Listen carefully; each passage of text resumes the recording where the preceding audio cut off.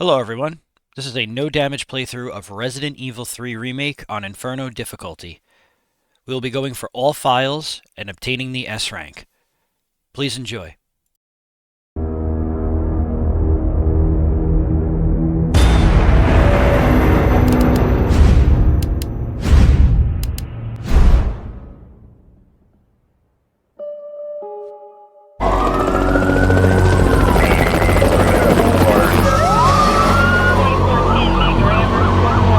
This pandemic has spread faster than any disease in modern history. Angry mobs around the city, burning buildings. Authorities are bracing for more rioting tonight. He was knocked unconscious in a school riot. Citywide emergency is declared. The CDC has quarantined the lower Midwestern region of the U.S. Commitment, honesty, integrity, these are the core values that create the foundation for Umbrella.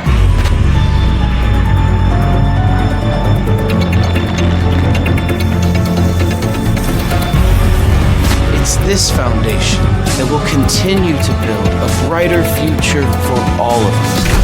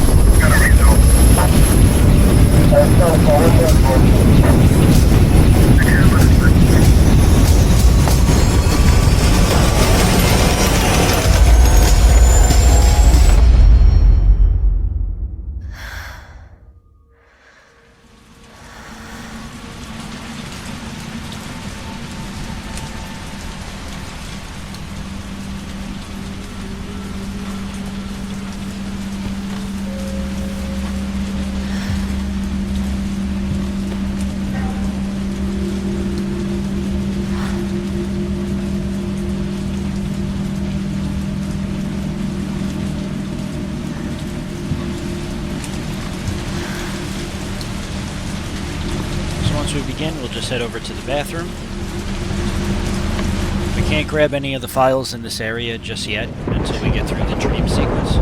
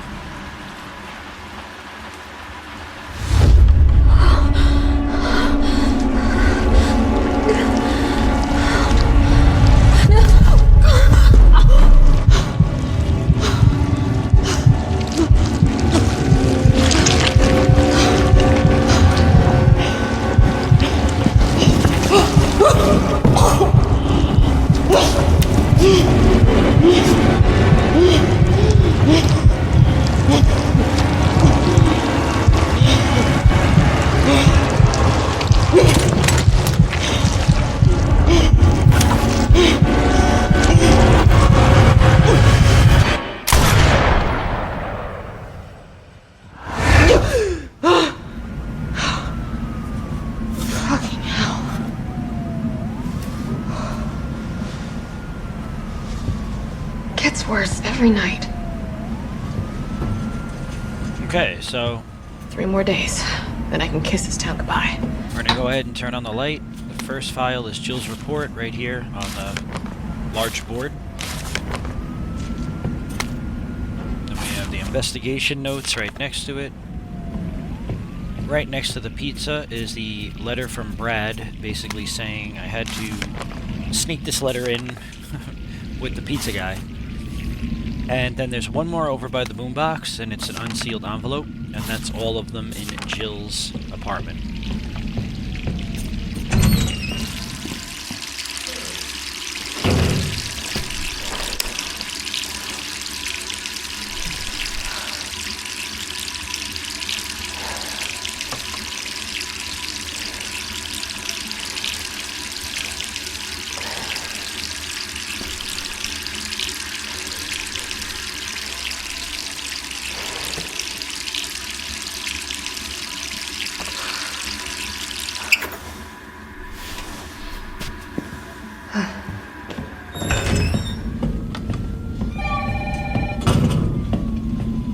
Who could that be?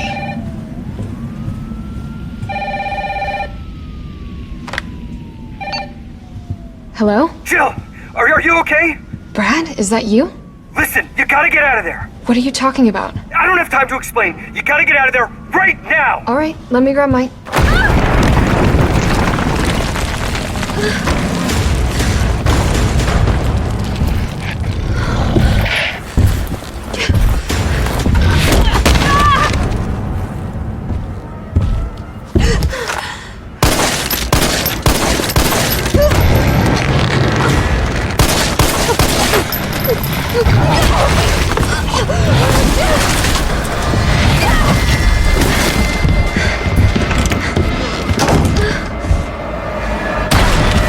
What the hell is that thing? So this entire area is just a chase sequence, so there's not really much to say.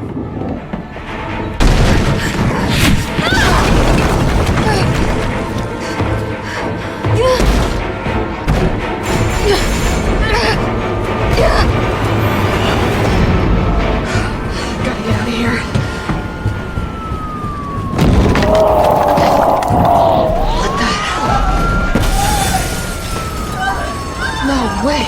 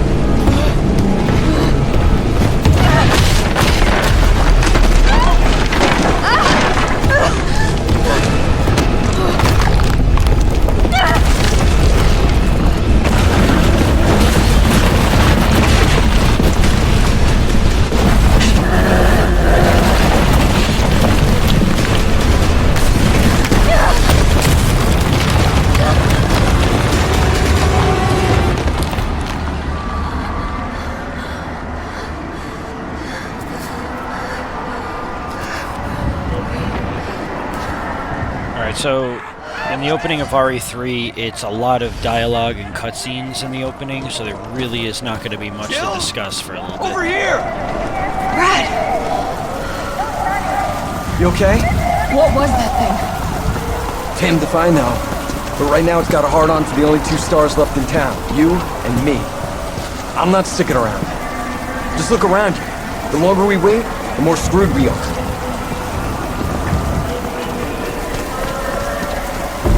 This all happened so fast! I don't know. One fucked up thing always leads to another. It's like Arclay on steroids. So if you look to the left right over here, this is actually the tube that Nemesis dropped down in. Hey, wait! Down here! I tried to look at it and examine it because there was an umbrella logo on it. I just could not find it. It's probably right in front of my face. We gotta be dreaming. How could this many people be infected? Run! Here they come! Here! There's so many.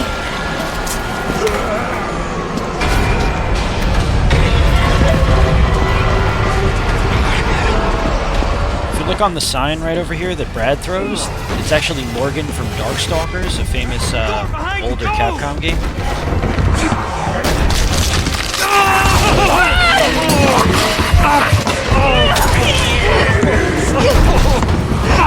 Don't think about it.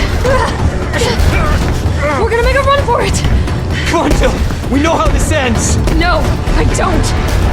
Are we still a team? Always. Then do me a favor. Don't fuck up like I did. Go!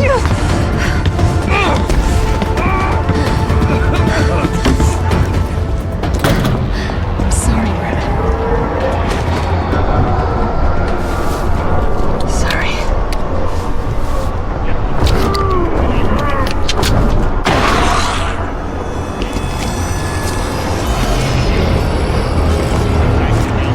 Okay, so as soon as this happens, the crazy sign is going to fall. You can jump right over here, avoid the falling animation.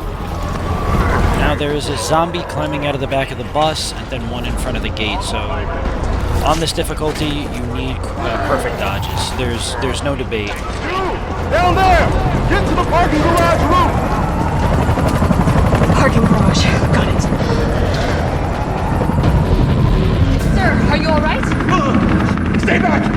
Don't come any closer! Hey, come on. There's a helicopter waiting to take you to safety. What safety? I'm not going out there! The parking garage isn't far. I The can only take you. safe place is in here! Yep, Dario's here, and he's useless like normal.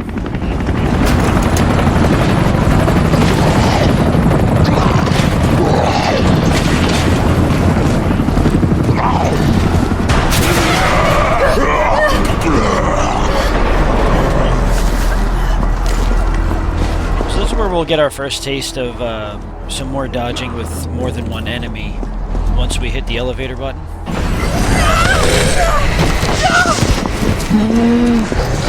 So the best thing to do here is you could either run back and shoot him, or run back a little bit and perform a quick dodge.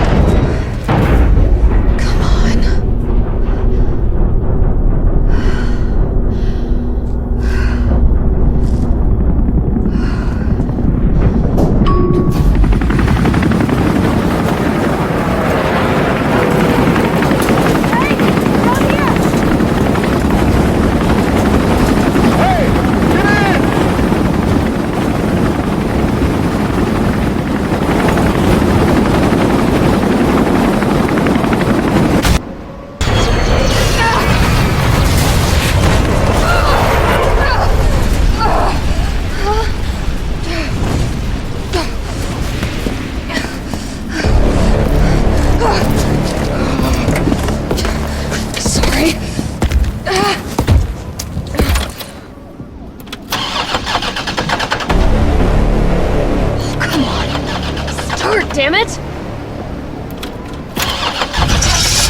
It's my turn, bitch!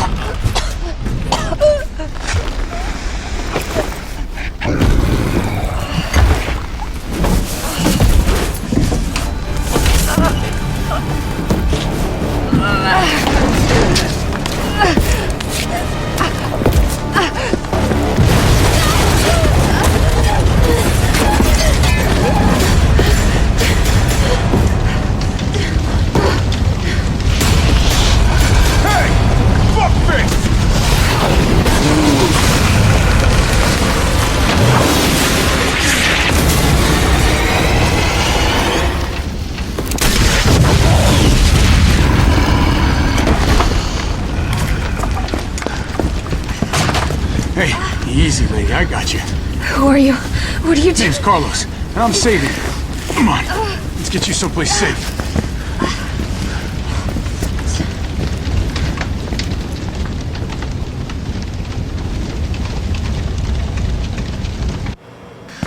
I think we're in the clear. Hope so. We've been bringing survivors here. Here where? My guys have converted some subway cars into a shelter. It's safe. I'm fine. Personal space. Okay, I get it. Let's go. So we just have a little bit more of cutscenes and stuff, but we got to witness Jill and Carlos both call Nemesis a bitch and a fuckface in the first 15 minutes, so... Nothing. I've never seen anything like it. But it's no zombie. It knows what it wants and won't stop till it gets it. Don't you like that in a man? No thanks. He's all yours. Listen, I promise you're in good hands. I'm with the Umbrella Biohazard Countermeasure Service. U.B.C.S. for short. Are you kidding me? Are you fucking kidding me? You guys are the ones who caused all of this! Whoa. What are you talking about? Look, you don't have to trust me, but I'm going to the shelter. You coming? Come on, it's this way.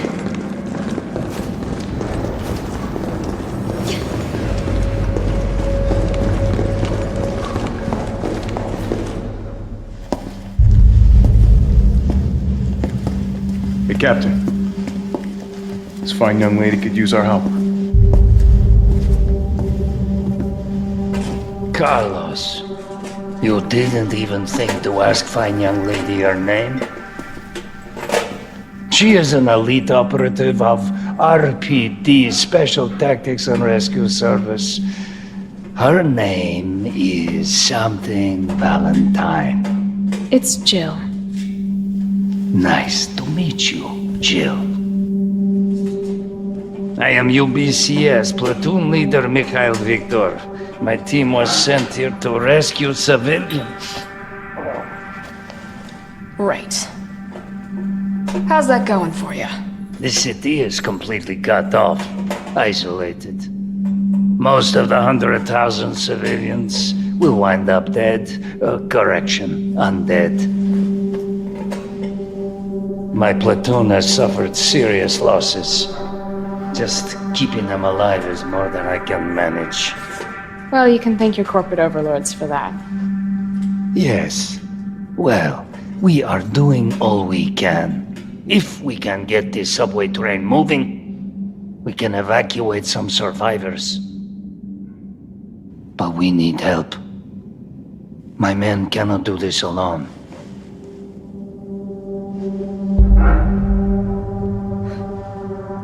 All right. I'm in. But I am on their side, not yours. Oh, hey. It's cool. We all want the same thing. Thank you, Jill.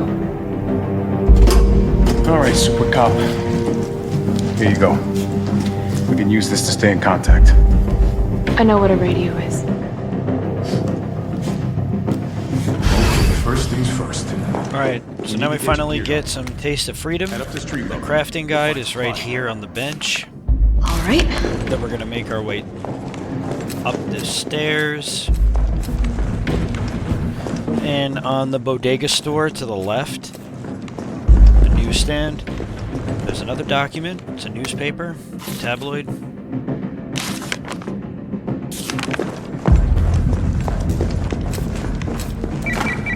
Jill?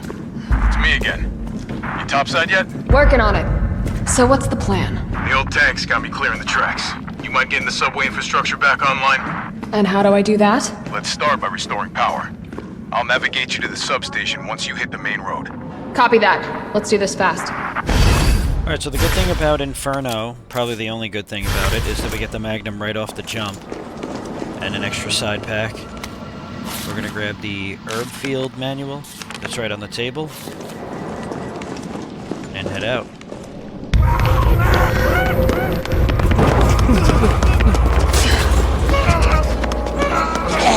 More survivors. We've got to get that train moving.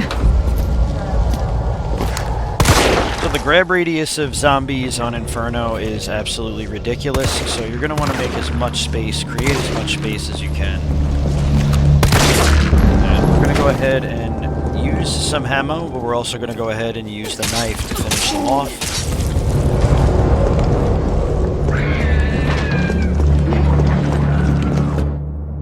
We're going to equip the flash grenade right away. We're going to chuck it inside of this group. We're just going to run right through it. Get that perfect dodge almost instantly.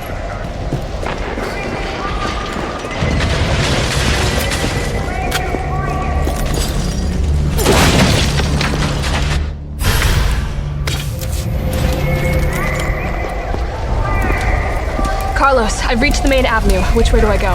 See a big transmission tower? That's the substation. You'll have to circle around through an alley to your right to get there. You mean the alley that's on fire? Maybe. Surely a tall drink of water like yourself can put out a few flames. Fuck you.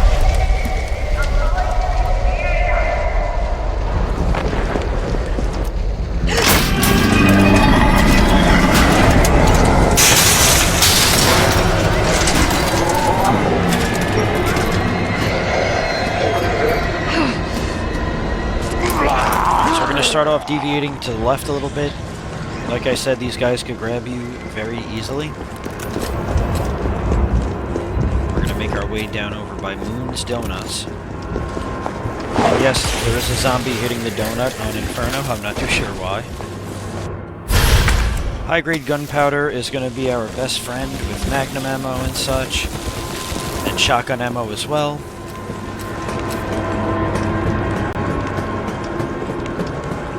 And instead of going through Moon's Donuts, we're going to go right through the side entrance. And we're going to put in 937. To the safe, and that's going to give us the dot sight for the handgun, which does help. There's the drugstore owner journal right there.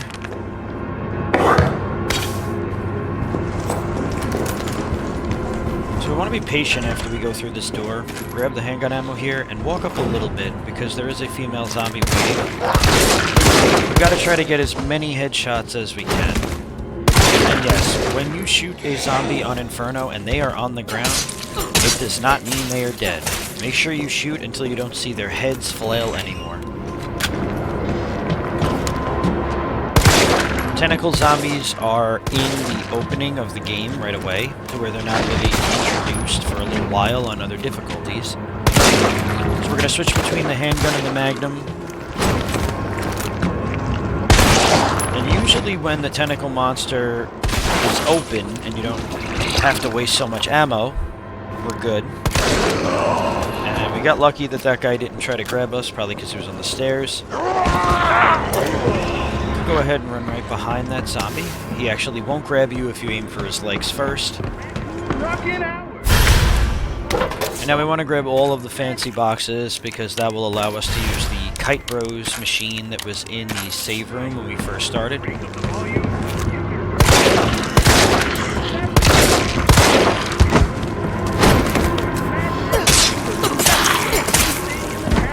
And once we take care of that bozo, we're just going to go ahead and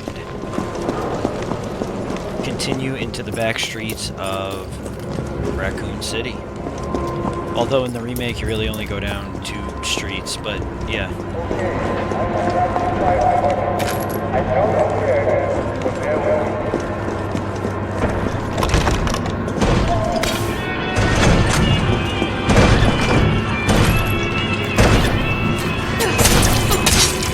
Go ahead and knife this zombie, because it'll take some, well, a bunch of his HP down. And then we're going to go ahead and just finish him off with the handgun if I can. Got lucky with a crit kill right there.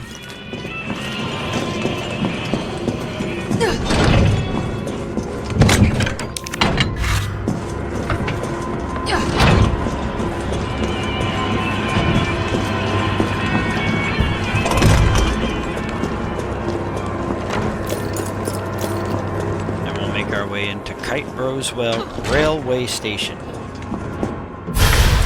I'm going to grab the hand grenades. We're going to want to stack up on hand grenades for Inferno. It is imperative, especially against Nemesis. Now, once we grab the hose, we're going to have our magnum drawn, shoot the back of the tentacle monster's head. That's its weak point. This must be the subway company's offices. Huh. Nothing. There is a file, a Kite Bros file in here. Now we also have another zombie in this hallway, so we want to, again, create some space. Make sure he's dead.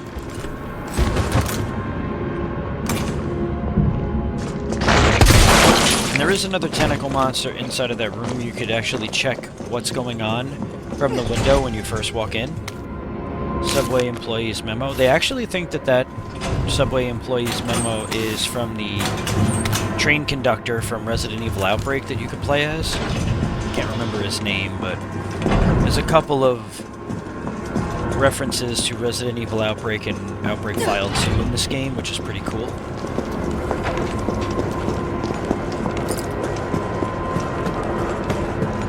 So instead of taking the path through the front door of Moon's Donuts, because there are a lot of zombies waiting for us, We're going to come back through here.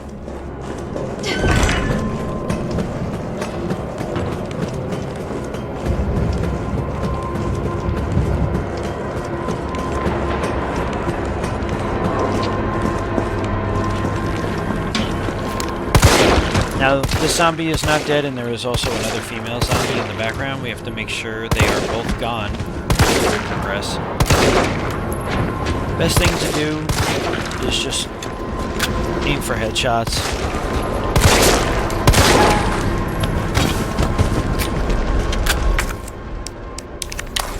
For right now, we're going to use a lot of our gunpowder to just make handgun ammo.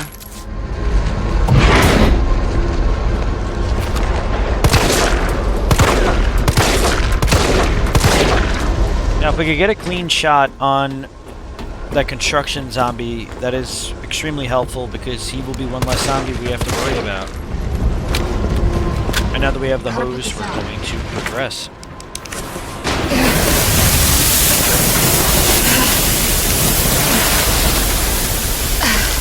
There.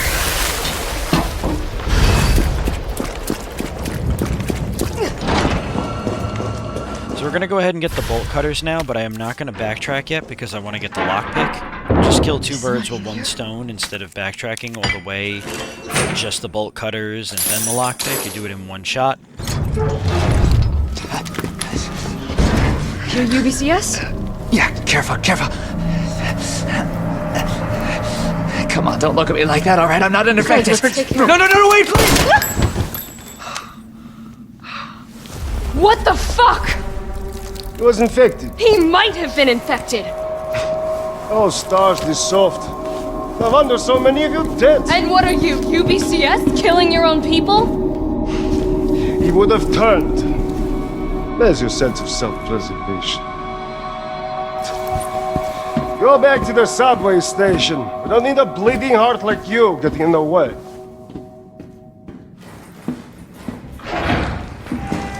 So on Murphy's body, we have the training log.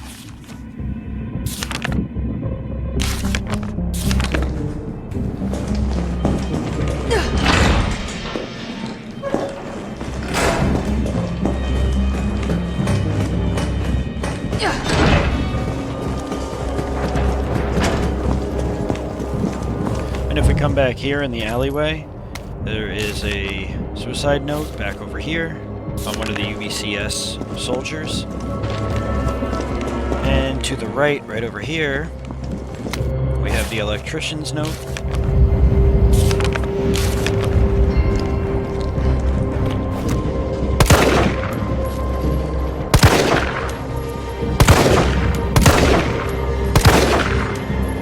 The best thing you could do with these tentacle monsters over here, because they can hit you over the fence if you try to run, is to just stand your ground, stay back. You don't have to stand this far back, but if you move up a little bit more, it will aggro the canines that run from that police car. So if we could take down those tentacle monsters, hit the electric box, and then take out these canines, we're in good standing.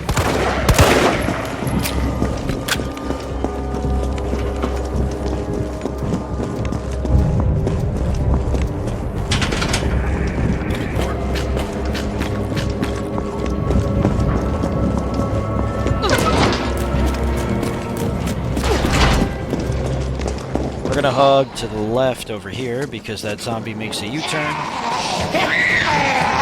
We gotta watch out because we have one right to the left of us as well. That zombie downstairs will chase Jill all the way up the stairs. As soon as we come in here, we have the substation overview.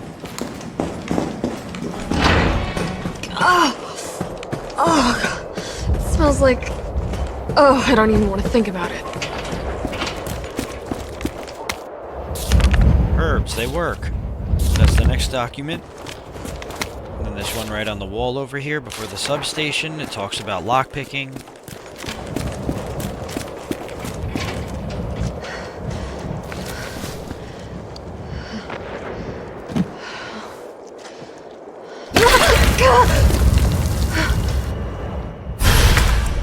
And now this is where we become the master of unlocking. go ahead and examine it and get the lockpick out. And now, before we make our first save, right before the substation, which is save number 1 of 5, because you're only allowed 5 saves or less, and you have to beat the game in under 2 hours or less in order to get the S rank on Inferno. We're going to want to backtrack and stockpile as much ammo and grenades and all of that.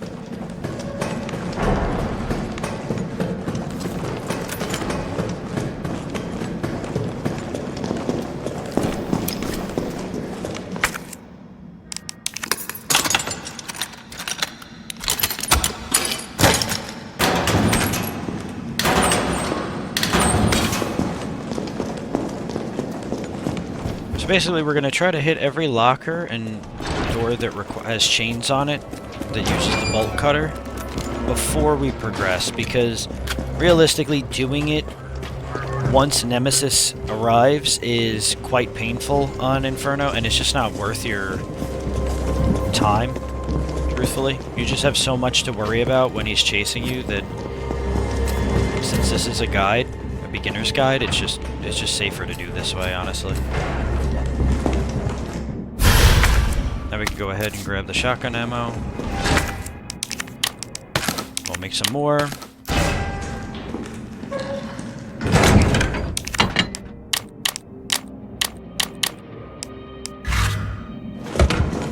Now I choose to unlock a lot of the lockers, obviously.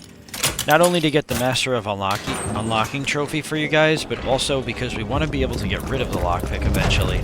And if you don't hit, you know, a certain point of unlocks, you're not going to get it. And dodging these guys can be a bit difficult if you haven't gotten your quick dodges down completely. So my recommendation would be to shoot them from a distance if you can.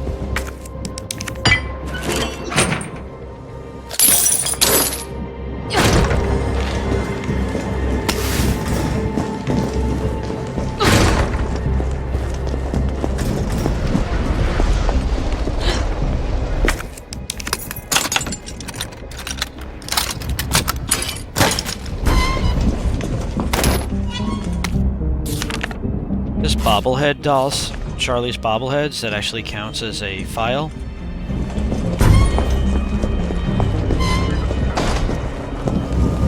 So now we just have the one zombie left.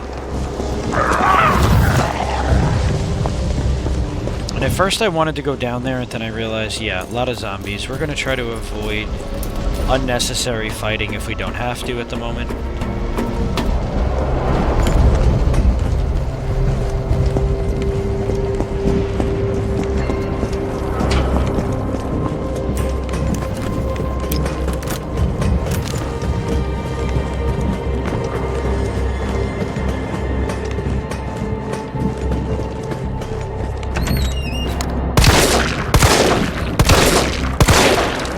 Big zombie, he gets up as soon as we come back through this way after we obtain the bolt cutters or lockpick. So just be mindful that he is in this room and he is waiting for you. And I don't trust any zombie on Inferno that's down. You just don't know if they're fully down. The reason we're backtracking is also we want the shotgun. The shotgun, since we cleared out this area, we could just go grab it with the bolt cutters. And inside of the actual railway controls, there is a locked box, and inside, I believe, are shotgun shells. And this just, although it wastes some time, it's much more efficient to grab as many things as you can, because you don't want to have to really struggle, because you probably will already struggle on Inferno, because it's just, you know, it's very tedious.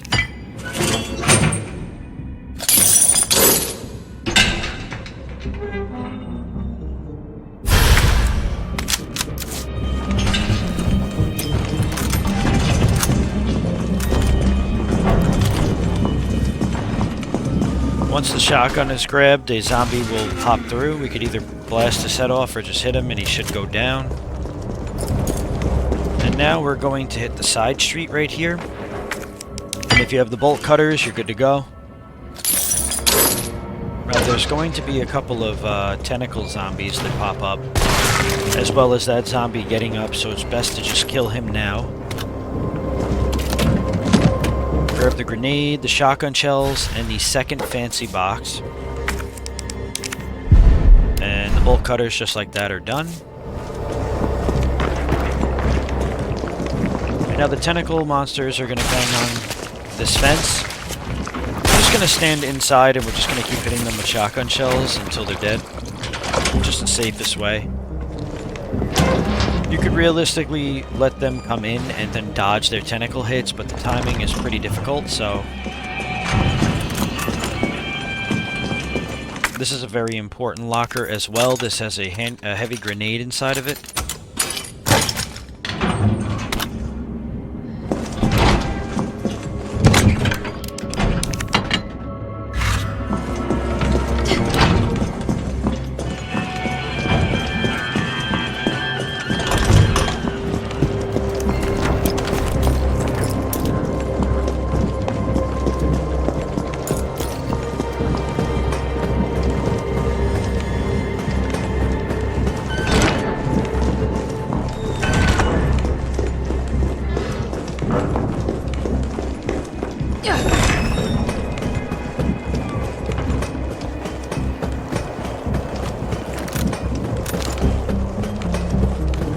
Now, as long as we get back to the substation safely, without, you know, taking any unnecessary hits from any zombies that just want to run a little crazy,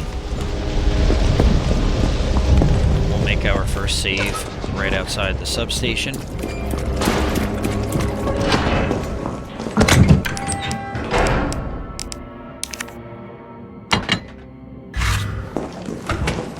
So you should have a total of 4 hand grenades at this part. We're definitely going to need them, as I said earlier, for Nemesis.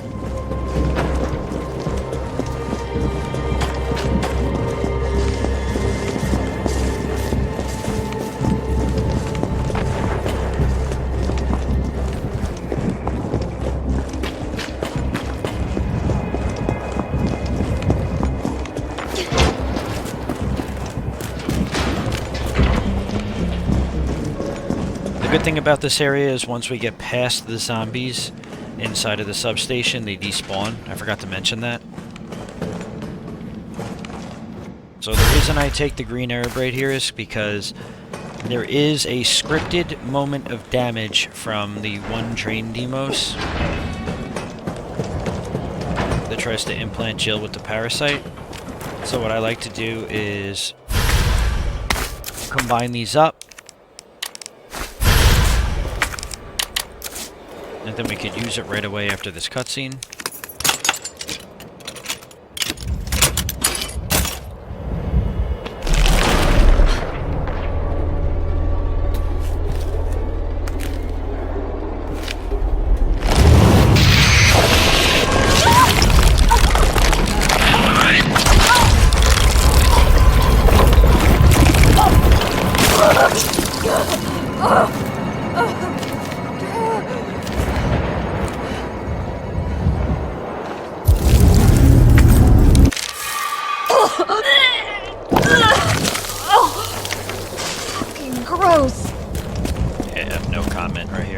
But, yeah, anyway, that is the first save we're going to make right now.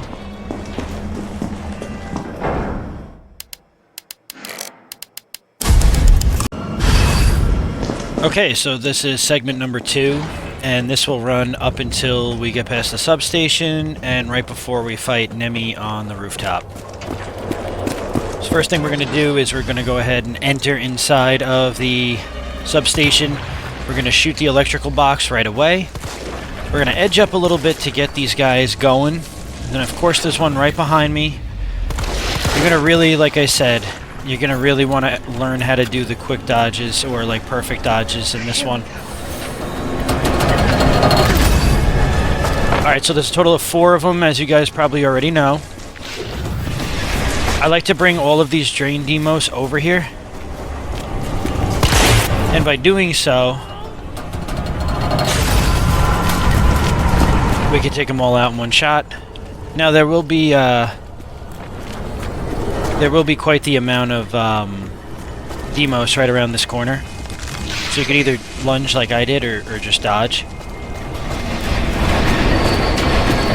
I recommend, personally, just keeping your shotgun out for this section, considering it kills them in one shot.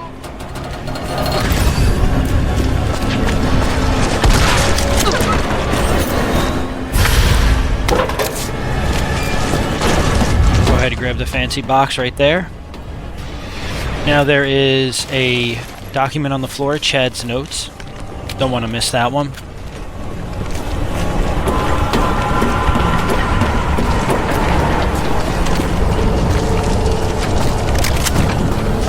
And I just kind of want to listen in your headphones for the location of these demos. There are... I don't know if there's like an end spawn point to these things, but they are really annoying, so just, if you have headphones on, just keep listening around. And that's all four. Get the hell out of here. And this is the tricky part. Come on! So as soon as that breaks, we're going to shoot it. I like to stun that one on the wall. Quick dodge. Right around this corner, there usually is a demos waiting, and that is the substation. Easy peasy, lemon squeezy. Okay. All that leaves is the main power switch.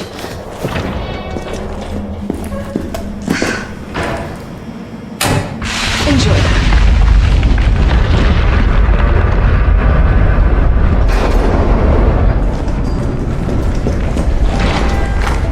Carlos, it's Jill.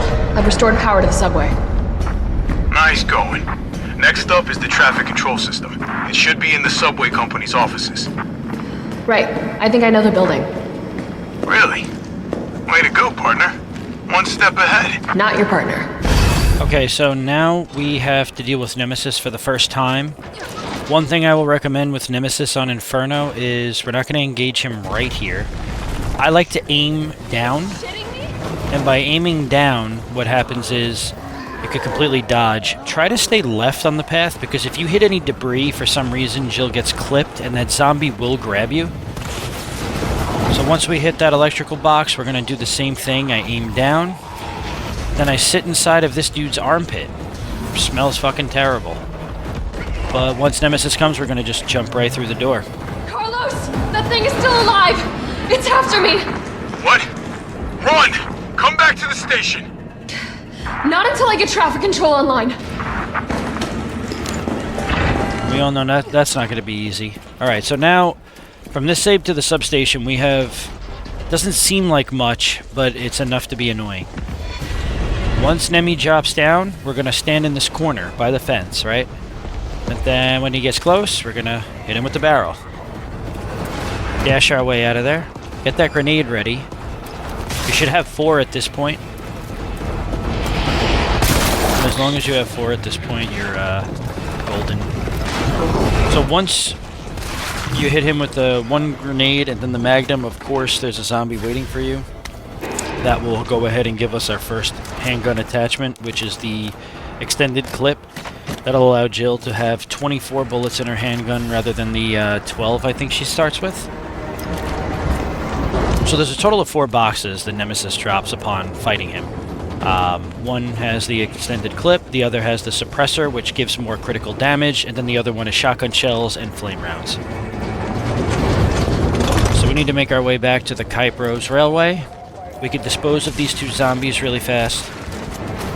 Gotta be super quick on that judgment call on how you want to kill them.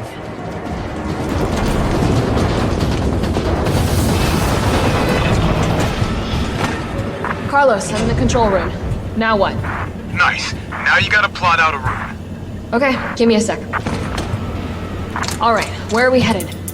The train is stopped at Redstone Street. We need to reach Fox Park Station. Can you program that in? Hey, I'm Super Cop. Consider it done. Valid route confirmed. Carlos, it's me. I finished inputting the subway route. Jill, you are amazing. Tough as nails, too. Hurry back to the station. We'll make sure the subway's ready to depart. Okay, so now that we got that completed, what we're going to go ahead and do is there's going to be a tentacle monster. Instantly spawns. And now we want to make our way back to Moon's Donuts, where we will take Nemesis on again.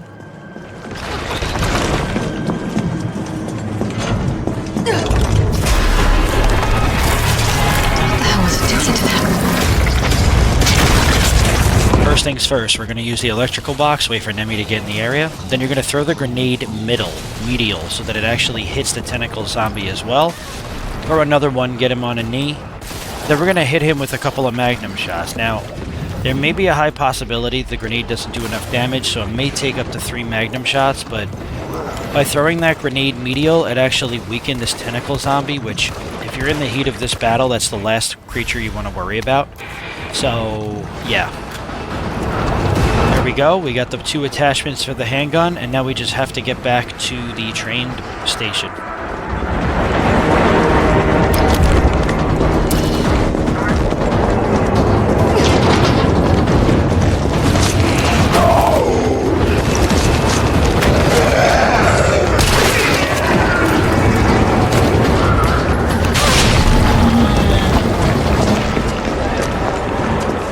So as you saw, I completely failed on that grenade throw, but if you do not feel comfortable dodging the tentacle zombies, your best bet is to save a grenade for that spot, because I have not figured out another way to get past those tentacle monsters unless you chuck a grenade at them.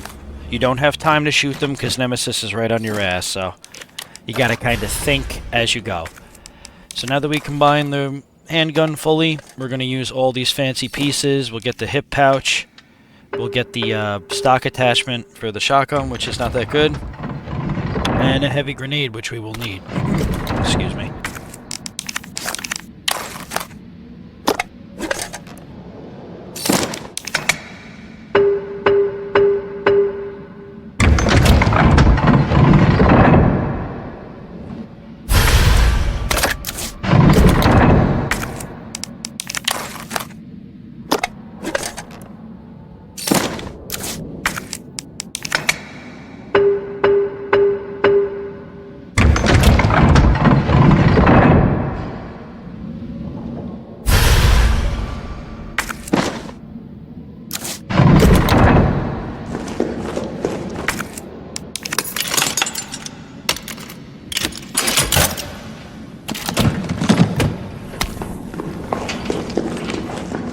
So once we got all those parts, we just unlocked that for some shotgun shells, and now the Nemesis run, or chase, will start. I skipped this cutscene because this was pissing me off. On the 3rd step... I'll give you stars! It's crazy she says it here instead of at the end of the game, but whatever. So on the 3rd step, like I was saying, you want to dodge, because that's usually when Nemesis throws his punch. And from there, we could electrocute him as you saw. We'll run over to the vent. We're going to hit it twice. And reason being, we want some extra shotgun shells, so we're going to use those explosive barrels to the right of us. Well, Jill's right. Trying to bring Nemi over here. Come, boom. Thank you. And then we're going to head into the sewers. Now's my chance!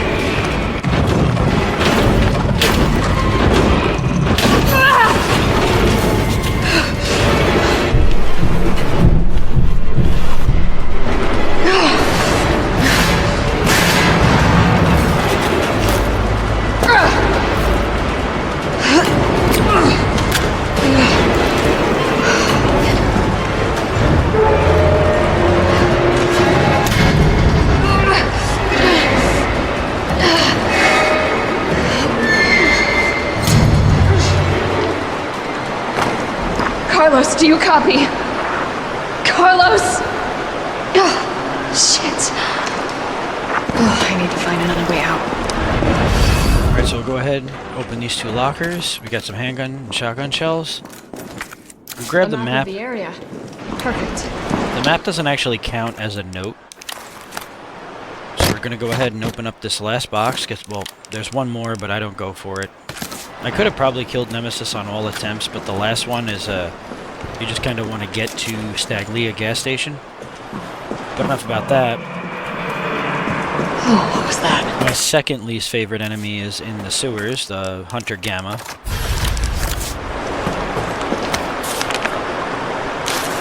we have that note right there. Now the Hunter Gamma, if they grab you, they're a lot like the tree monsters in Resident Evil 2 Remake. If they grab you and you're pretty much dead. You can't even defend yourself, actually. They're worse than the tree monsters. So this is how you dodge them. You let them drop. When they do the first lunge at you, stay still. Second one, dodge. It's always the first one that they use to try to scare you into jumping, but it's the second one that actually grabs you and will have them eat you alive. So there's 2 documents in here, the assistance log, and then we have the invoice from the Kendo Gunshop.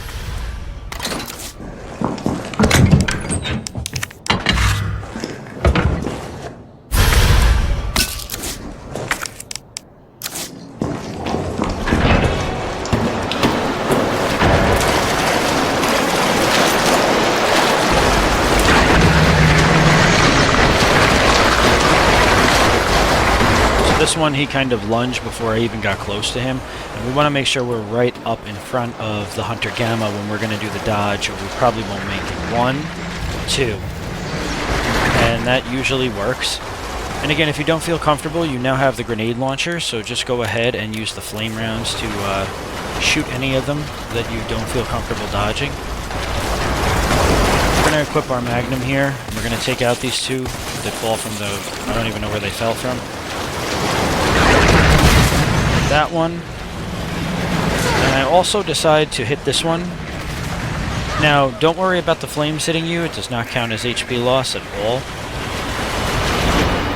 Jill's merely walking through fire, so they have to make it look like, you know. So I'm just right now looking at ammo, making sure I have enough for the battery pack, which I do.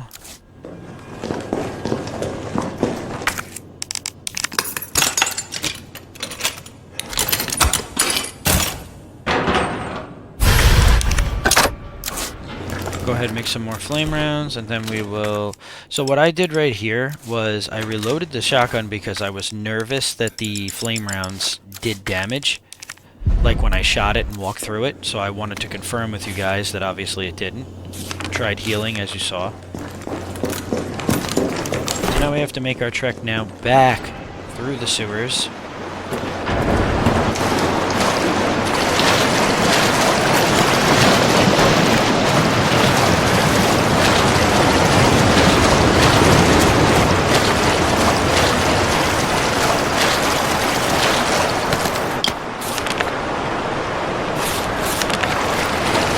So as you saw, there was a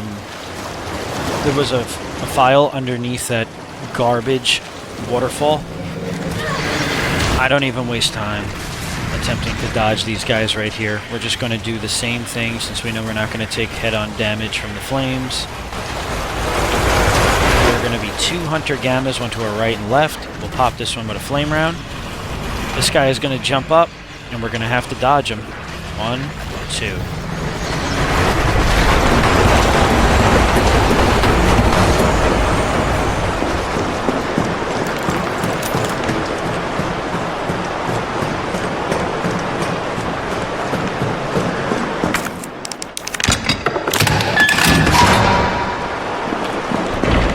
So we'll go ahead, put the battery pack in, and this is where I had a major boof moment. And I'll explain why in just a sec. So now that this Gamma is out of the water, we want to come back and grab the battery pack. And sometimes the Gamma doesn't want to jump in the water unless you go close up to it and he like bursts through the door. It can't hurt you if you're not close enough. But basically, what needs to be done here is we need to run the way that we don't want to go, if that makes sense. So the Hunter Gamma will jump out of the water. Now this is where the boof happened. I end up leaving the battery pack inside of here, so I have to actually run back and get it. So you'll see this part actually twice. So if you do forget the battery pack, know that you could still manage this area, no problem. So you hear him, he's kind of chilling by the door. Do not run out. Like, do not run out right away.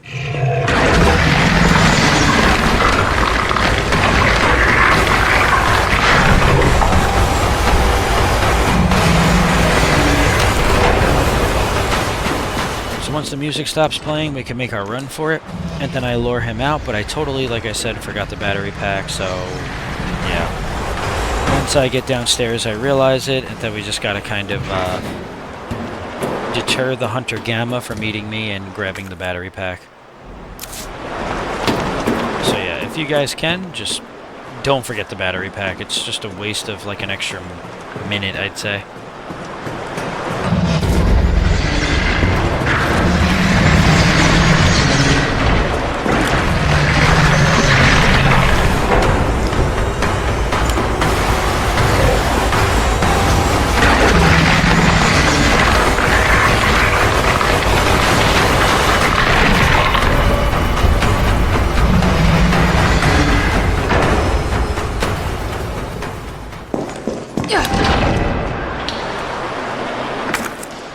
Once the door shuts, now you could take it because we have the extra side pack, so we're gonna have him jump out right there, and once we get to this ladder, we are done with the sewers, and good riddance.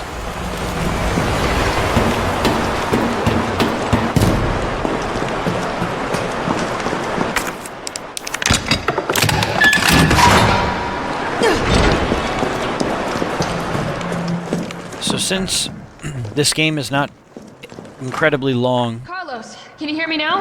I'll say right after. Jill! Oh, thank God. Everything okay? Yeah, I'm alive. I lost him. Great. The subway's ready to go. We'll leave as soon as you make it back. So since it's not incredibly long, the game, we only have 5 saves. We do have to deliberate on exactly where we want to save and why.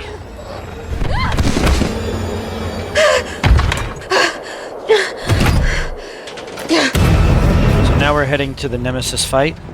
You could either dodge the zombie, but I highly recommend just shooting him. Don't even take the chance.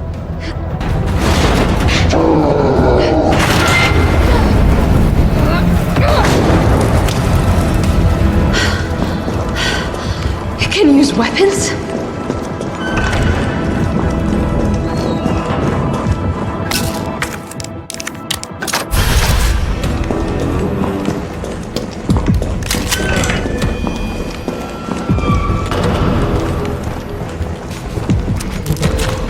Again, another example, headshot the zombie, do not try to dodge it.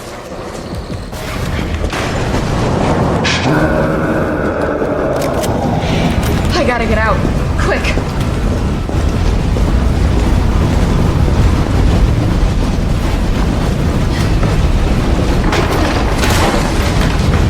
So right here is just basically a scripted chase scene. We can't do any damage to Nemesis, and he's just going to be following us, so...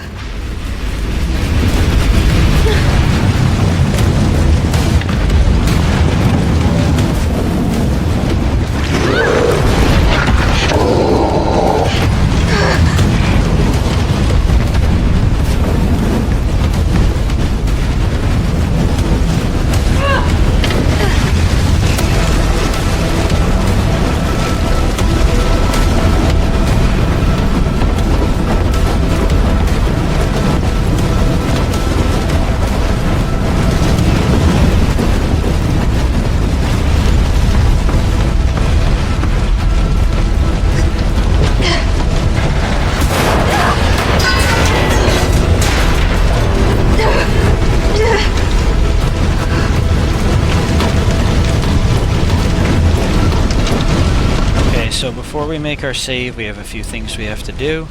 There is obviously bad controls right there.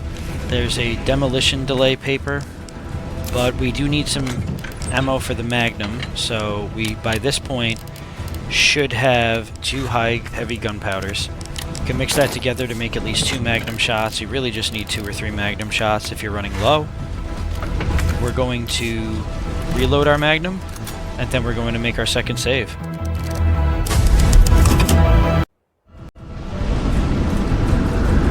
Okay, so now we have the Nemesis boss fight on top of the construction building.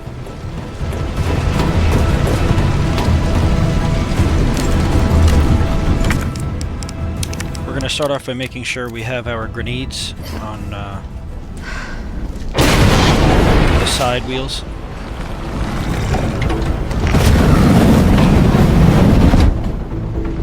reason for that is because we're going to utilize them in this boss fight.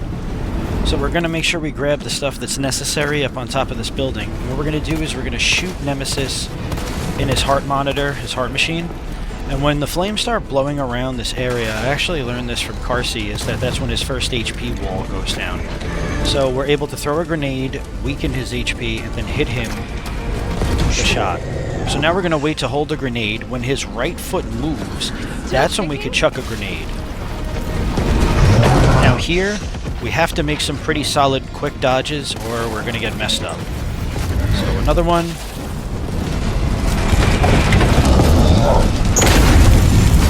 This is where we got to just be mindful of his swings.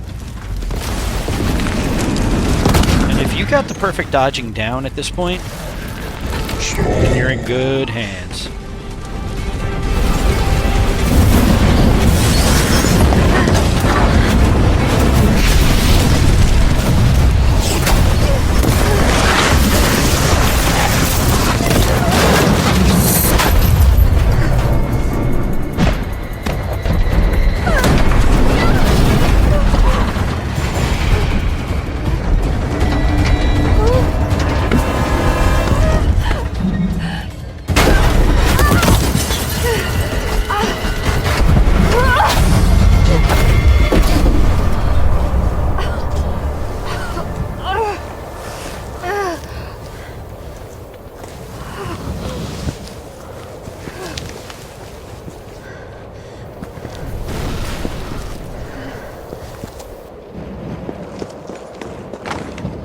Carlos, it's Jill. Do you read me?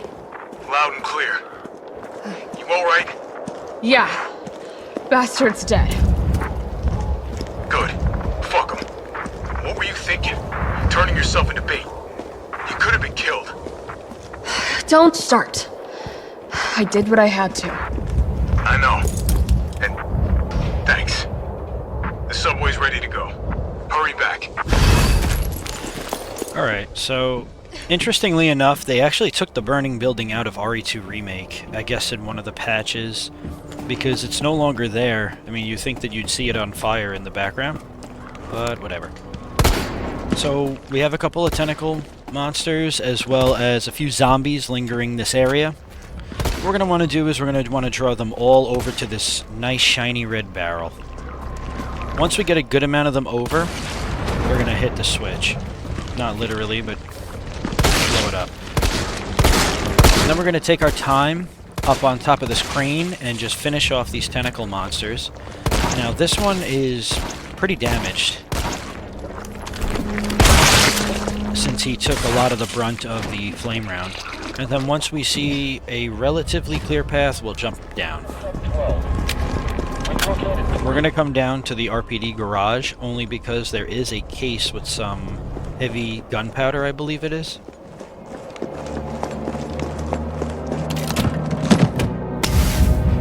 This Inferno run I recorded and made a little over a month ago, so if anything that I say is randomized or it's not actually there, I apologize in advance.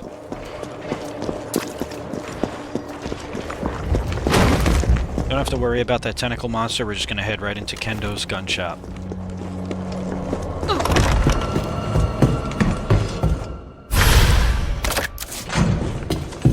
Taboo! Shit, Jill!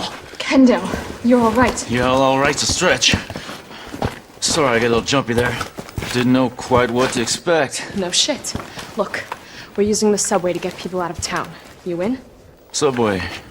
Well, that's good thinking. When we get out, there's gonna be a lot to do. We could use a man of your skill set. What's wrong? Nothing. Just bad timing is all. Yeah. Look, don't worry about me. I'm gonna make other arrangements, okay? You better. You're the best gunsmith around. Oh, no. Don't do anything stupid. Oh, that's your job, right?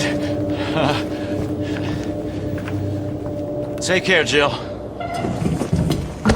Alright, poor Kendo. Alright, so let's adjust what we got here. We gotta make a little bit of space, because there are gonna be a couple of things that we will be picking up. Heading to the station. Take that service alley out in front of the shop, okay?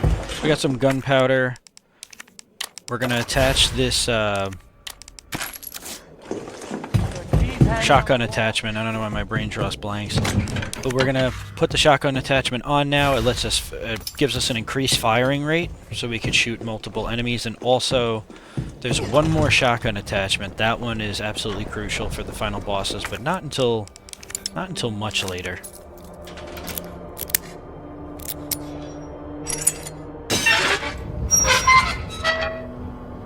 You know, part of me wishes they showed Jill leave that note for Leon, or anybody that finds it in RE2, but they didn't touch on that, or a lot. There's actually a Mr. Charlie right in front of me. We have ourselves a tentacle head. I like to bring him over here. I'm not even going to take my chances of dodging him. It's just really annoying. Especially because now this save actually has to go for a little bit. So we have this article by Timothy Wiles on the bed. That's another note. This save actually goes now, this segment I should say, goes up until Jill fights this next Nemesis fight. So we have to do the entire Carlos part as well.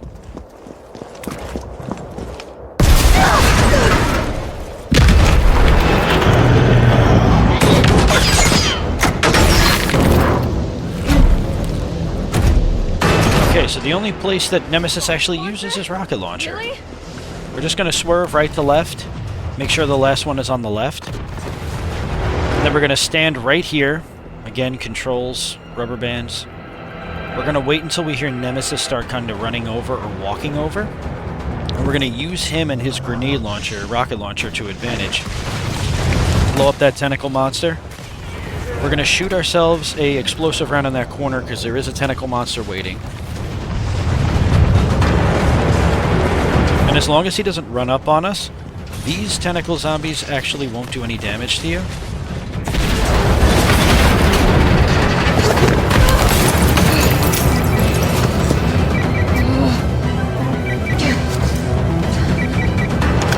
Jill, you okay? Carlos, that monster's on my ass again. Are you shitting me? I thought you killed it. Me too.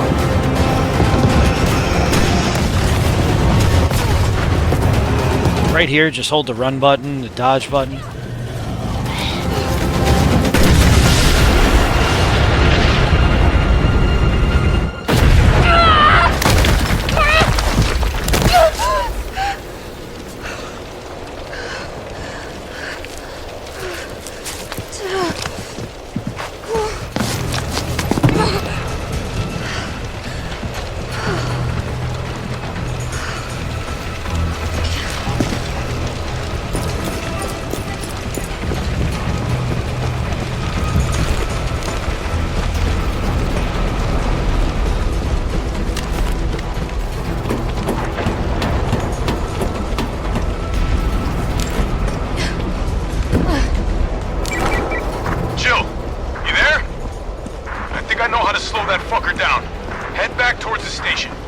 And lead him right to you?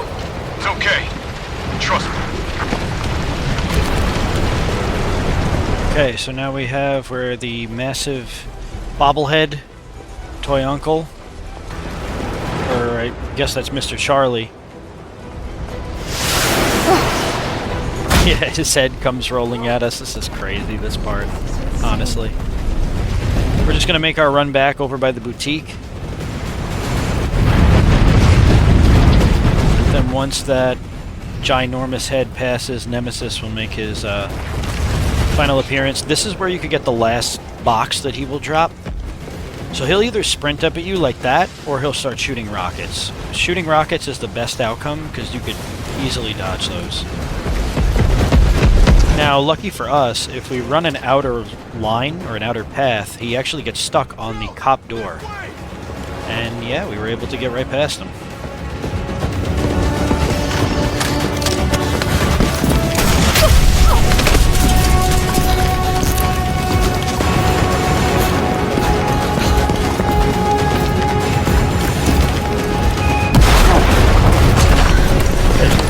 You okay?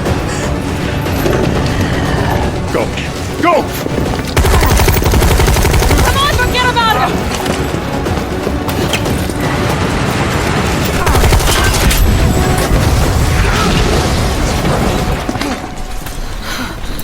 Come on, let's get out of here.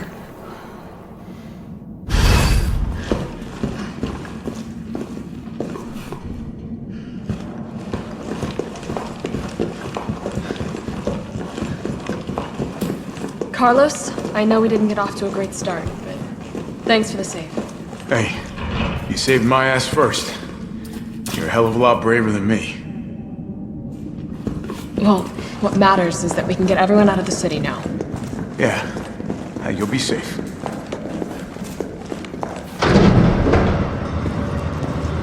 What about you? From the sound of it, I won't be catching the train. Why not? No, there'll be new orders. If it means I can help save the city, it's fine by me.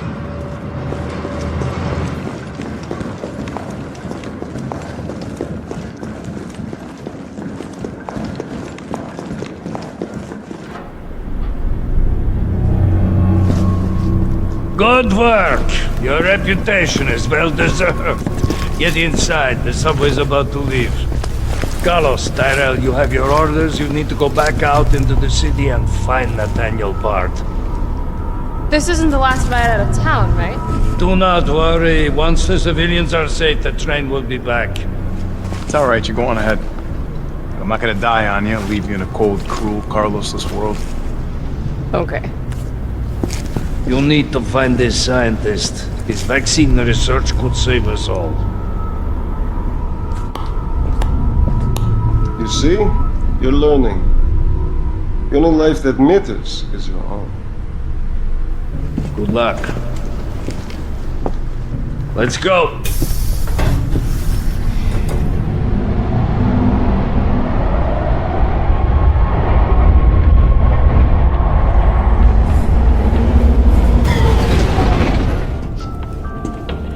You don't really think a pencil pusher like Barton is still alive, do you? I have it on good authority. Why? Are you worried about teammates? Or something else? Funny how brainless zombies can ambush a platoon like that. Funny the gate was locked. Don't you think?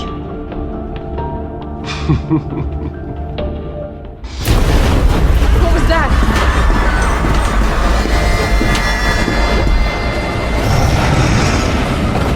How is this fucker not dead yet? No, they're gone. Come, this way. Nikolai, what are you doing? It's not after you. Nikolai!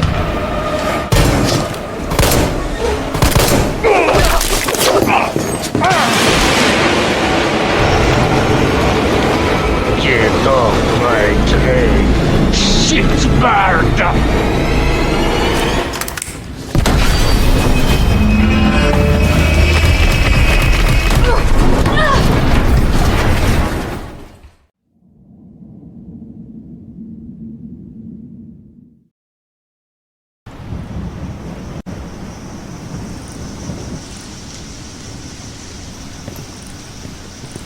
Oh, it's been a while. Subway's gotta be clear of the city by now. Along with your hot date? Nah, she's not like that. Hell, she's not like anybody.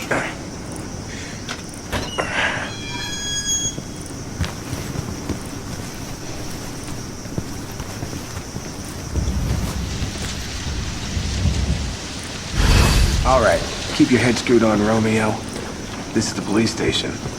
You sure? It looks like a cemetery to me.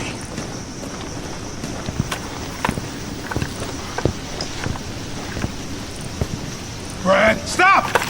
T.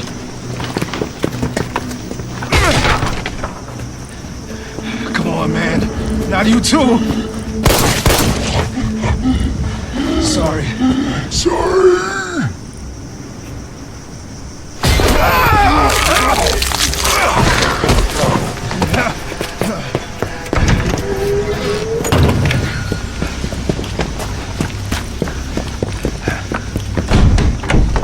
It's locked.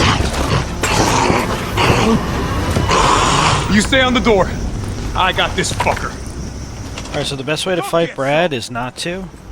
No, we'll fight him, but you don't want to fight him just yet. What we want to do is we want to come down here first.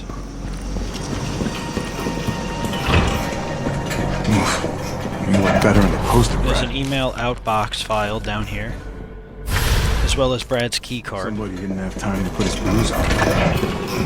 Now, the reason I come to check out this way is because there is some 5.56 machine gun ammo, but that zombie, I am not taking a chance at messing around with him right now.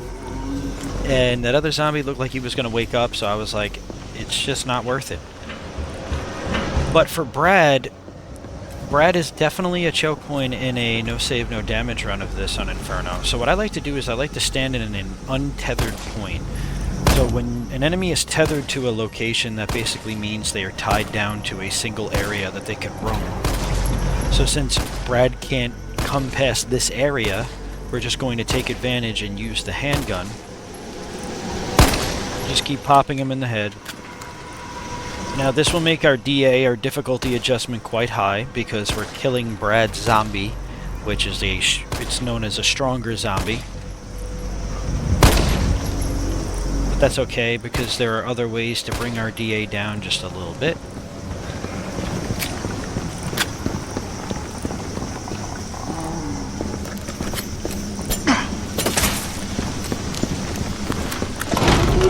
Where'd that cop go? Don't know, don't care. We got a job to do. If our intel's still worth a damn, then Bard's in the STAR's office.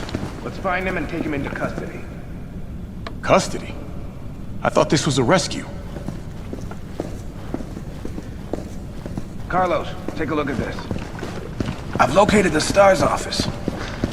Remember, Bard had access to Umbrella's darkest secrets. He knows we'll try to keep him under our thumbs. So this search and rescue mission is really more like find and detain. Right. Good to know. I'll open the shutter so you can get through. You stay here and find out what's been going on here at the station. Call you if I find anything. Hey! Be careful. Yeah. You too, man. Just have to go to the store. Now here's a weird fucking door. Gets me every time. But yeah, now we take over as Carlos. This is the first time we will take over as him, and there definitely will not be the last because we take over as him in the hospital. But we're going to start off by grabbing the scope for the assault rifle. We'll make aiming much easier.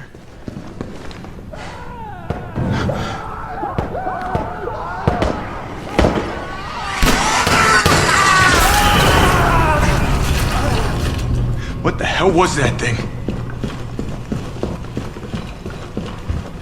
Couldn't have been a zombie. Yeah, that was definitely Brad, and I remember the first time I saw that, that scared the hell out of me. Alright. Here we go. So we're gonna stun lock this zombie in the knee. Liquor will jump through, we're gonna hang to the right, and then we're going to shoulder bash that zombie. Pretty quick, I know, but it is 90% of the time it works, so it's a pretty useful strategy. I elect to just use the machine gun right here, and then use the handgun to finish some of these zombies off. T, you copy? There's something real nasty in here. I don't know what it is. Something nasty? Alright. I'll take a look with the cameras. Watch your 6. So this part right here, we're going to use this room to hunker down in, and we're going to take out a lot of the zombies in here. This entire hallway in Nightmare and above is infested with zombies, so we want to take our time, aim for the head, make sure they're dead. One trick to always figure out if a zombie is alive or dead is to tell if the door is still open. So if a zombie dies in a doorway and the door stays open, that means that they are actually still alive. They still have some HP attached to them. If the door shuts on them and they're like shut through it, they're dead. So we'll start off by taking out these first two, then we'll aim for the female zombie.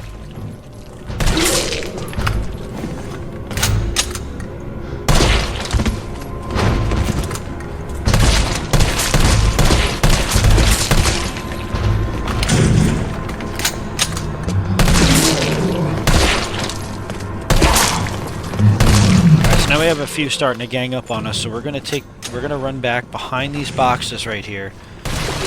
And we got lucky with a critical headshot, and this is where we're gonna stand. And if we get overwhelmed, we could always run back into the room we just came. So since the door is open, as I said before, you could always tell there's a zombie alive. And you probably saw before the door shut, there is still a zombie lingering out here. But he should be the last one.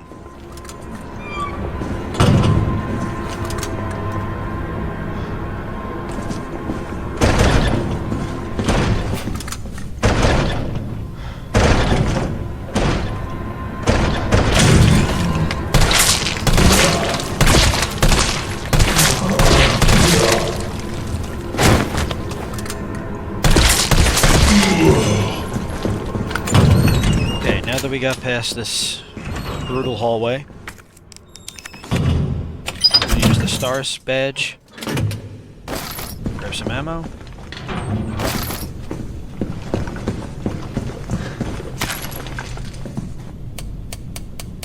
and the password here is the same as Resident Evil 2. It's 9157. I don't know if you guys just saw before, but the locker was titled JoJo. That's the same locker from RE2 original, which is pretty cool. Yeah. Welcome, Leon. Bet you had a kick-ass first day. The one that Marvin's laying against when he's, you know, making the groaning noises. So we have the suspect,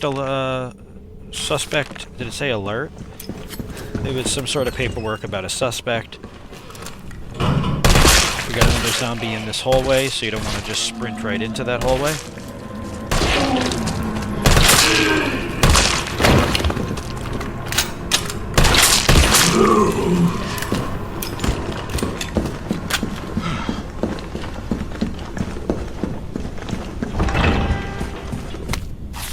The internal memo could be found inside of the save room,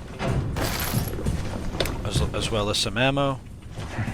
If you go ahead and you press the flashlight, the cameras over there, Carlos says, "Oh man, if I could kill zombies with these cameras, I'd be set." A lot of people believe that's a head nod to Fatal Frame. Shout out to Ink Ribbon on YouTube, who actually figured that out. Oh, for fuck's sake! Why is it blocked? Note to a friend could be found inside of the locker room. And then it's just the same password as RE2.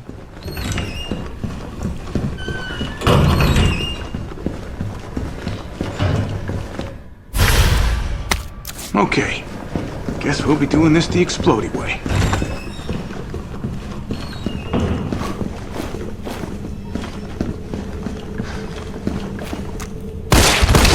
This zombie is alive. Both zombies that are on these top floors that are laying down are alive, so just, you know, make sure they're dead. Don't want to run back and get your leg chewed off. We need the stars key in order to unlock the weapons locker.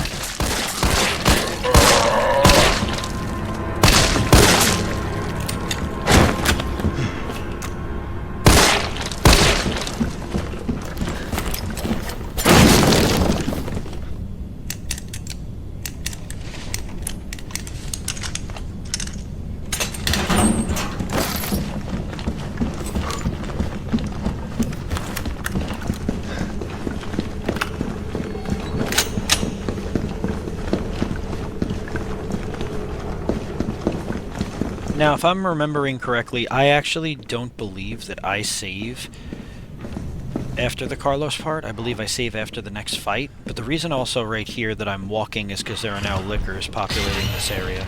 So before I say anything else, we're just going to use the stars key, and we're going to head into the weapons locker. You have to look at that picture. That is a file. Now, the preferred place to save is right before the next Nemesis fight. I believe I don't save until I take over as Carlos again in the hospital. But again, feel free to not save where I save. If you feel that you could go longer stints without saving, you know, if you're going for the S rank, then by all means do it. But just remember, the more times you save, the less you can towards the end of the game. So there's a zombie laying down in here. We're just gonna take him out.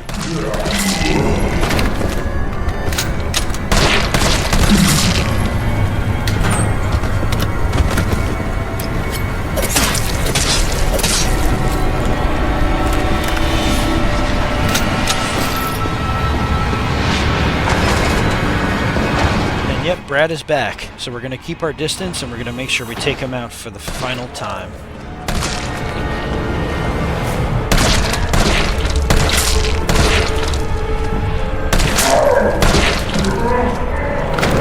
Brad's grab radius is otherworldly. It's even worse than... It's like up there with the Palehead zombies. So we just got to keep in mind, just got to walk when we come back out here because we do have liquor still. One is now sitting by the stairs, so you want to hug the left wall as best as you can. And once we got the battery, we took out Brad. We could blow a hole in the wall and head to the STARS office. Carlos, I've hit a dead end with the terminal here. Gotta head your way. Copy that.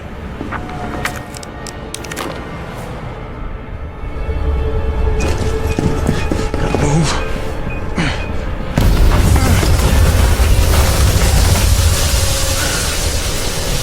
Once this part happens, we're going to hold off a second, then we're going to throw a flash grenade once we can see the police officers. We're going to hug the right wall. Take a number. Now, there's some ammo right there on the bench that we could grab. I, of course, did not elect to grab it. Just because I should have grabbed it, but I didn't. Basically, that's it.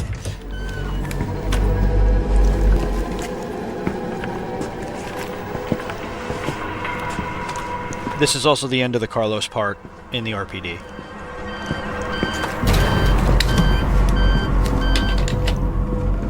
Dr. Bard. Oh, thank God. Do you know how long I've been trying to reach somebody? Don't worry, we're gonna get you out of there. Just tell me where you are. I'm trapped in a goddamn hospital, surrounded by every kind of abomination. Look, just send in STARS. They're gonna know what to do. No, negative. RPD's overrun too. Then figure it out! Umbrella's gone crazy. They're killing all the researchers. I am the only one who knows how to make the vaccine to stop the zombies. So you can either sit there with your dick in your hand or send somebody who's capable of getting me the hell out of here. I like him already. Yeah, you would. You heard what he said. We can't turn him over to the company. That's not our call to make. That's Mihail's call. I'm gonna check the computer, see if I can trace the doc's location.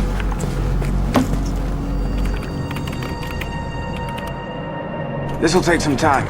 Look around, see if you can find anything useful. So with that, since this is the end of the RPD, we just can grab a couple of things in here before we leave. Another flash grenade. It's almost imperative that you do grab some of the stuff that's in this room, because we could use it later on for the hospital siege.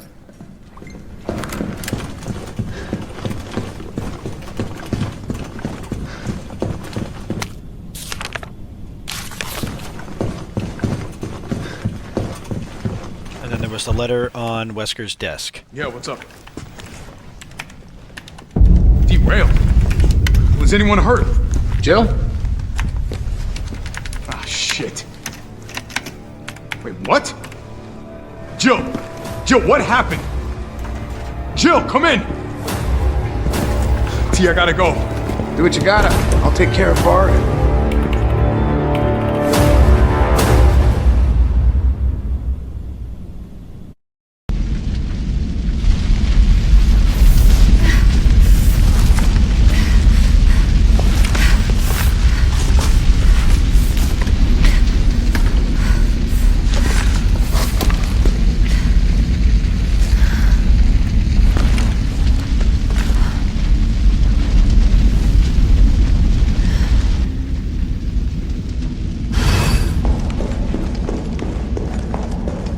So now we take over as Jill, and this is where we begin the next section is her, which is very short. It's literally just the boss fight. We have another Nemesis boss fight coming up, unfortunately, and don't worry, they only get worse. Carlos, come in. Carlos? Damn it. I guess I'm out of range.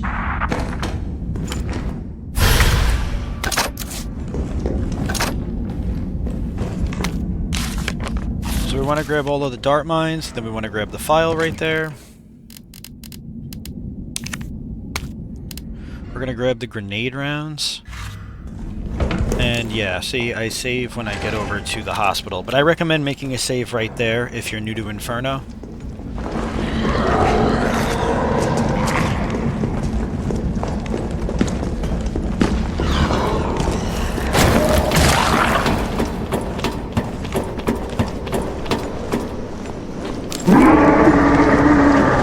Walker's still alive.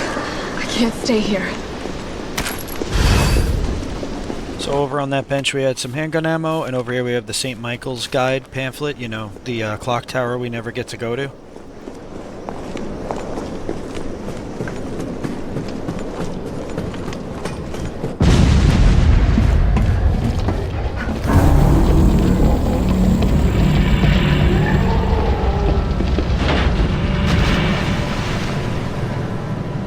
Bitch can't even swim.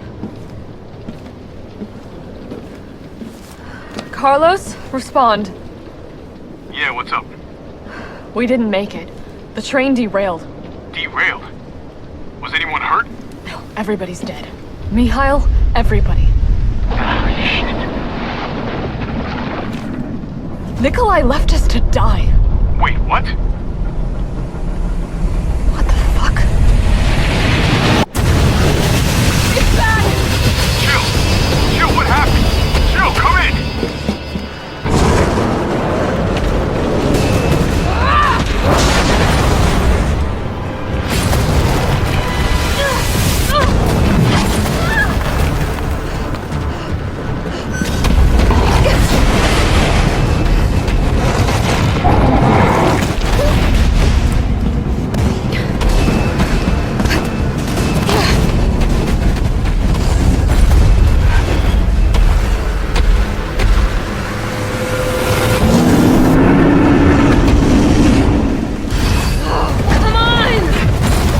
This fight is based off of a lot of grenade rounds and perfect dodges. Now I practiced this boss fight tirelessly. That's why I decided not to make a save where I told you guys to.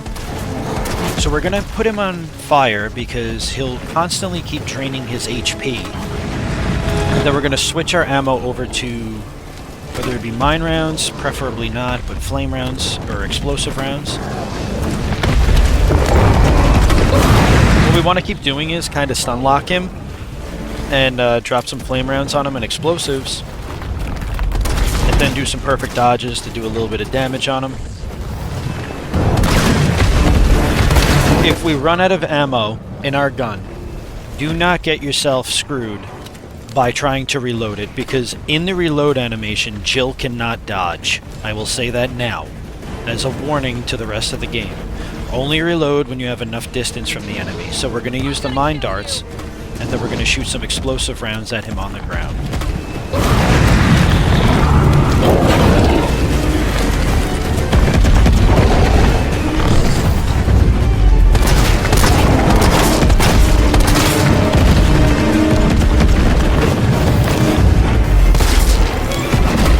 Whatever weapon we have available that has ammo in it, that's what we're going to pull out. Again, we'll repeat, we're just going to keep using the mine darts to slow him down, bring him on the ground, and then we'll hit him with an explosive round. It does the most damage. Now, this is good and bad, because we need as many explosive rounds for his next phase too, later on in the game, but we could definitely make more, so don't worry about it. Just keep timing your perfect dodges to the last possible second before any enemy swings.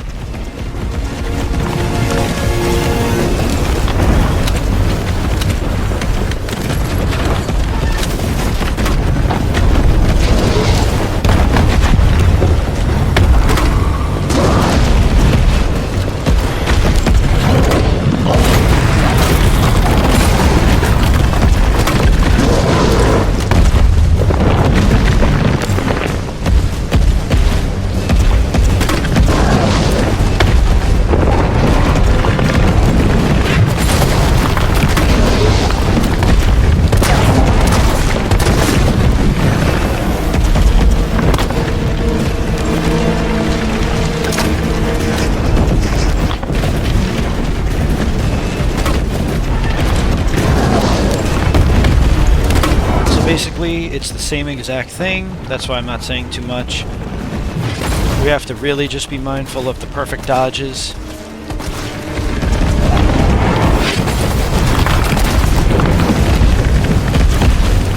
The shotgun, we have a little bit of space. Don't get yourself caught. Switch to another weapon.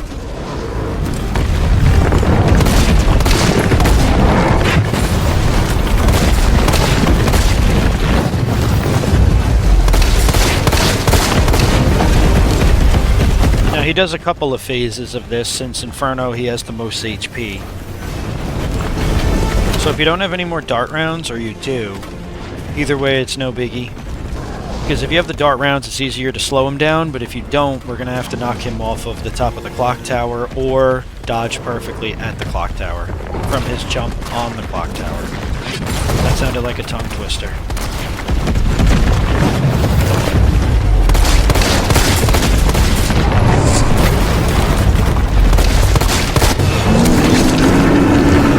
Right, let's do this.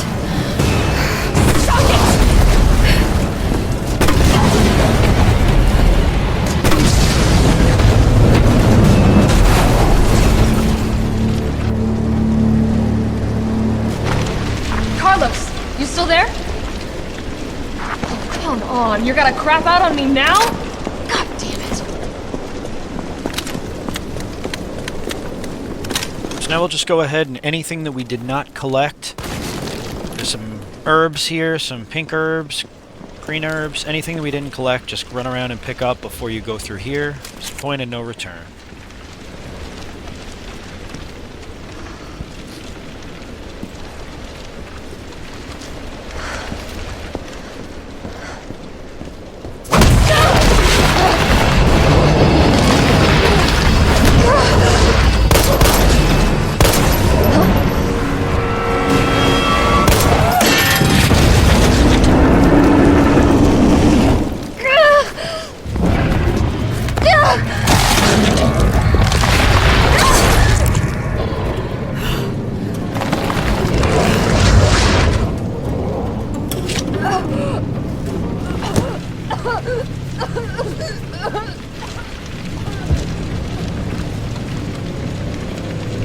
Interesting. You've done me a big favor, miss.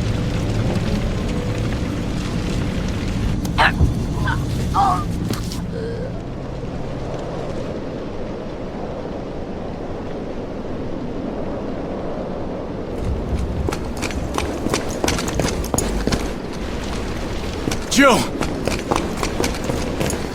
Hey, answer me. God damn it. Tyrell, do you copy? What's going on? Jill's been infected. I'm taking her to the hospital. Maybe Dr. Bard can save her. All right, I'll meet you there.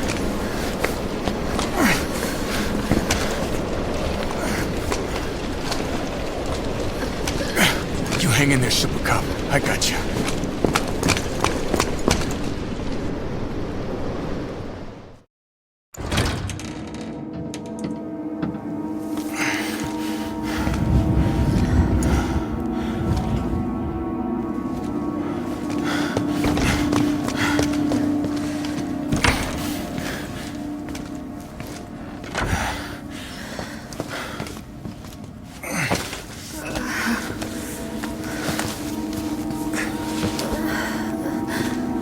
Fight it, Jill.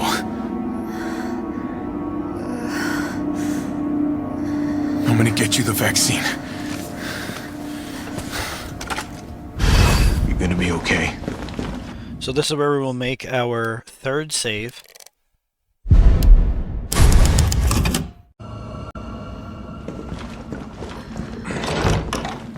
Tyrell, where's Bard now? Gotta be the lab in the back. Stay frosty, I'm on my way. Copy. I'll go on ahead. Okay, so this save right here is probably one of the hardest in the game, aside from the boss fights. Taking over as Carlos in the hospital is no easy task, I'll say that right away, especially on Inferno. I don't got time for this! Now, since Carlos only has his shoulder bash, as well as his full arm extension punch, he cannot dodge enemies, and in this area we will be seeing hunters for the first time. Welcome to the office of Dr. Nathaniel. There was the pamphlet we saw before, and then that medical note right there. So now what we need to do over here is we need to stand in this doorway and keep these zombies locked into the tether. That way they don't move around too much. We also want to try to miss a couple of shots, because if we miss a couple of shots, that'll actually benefit us when we have to do the horde part in the hospital a little bit later.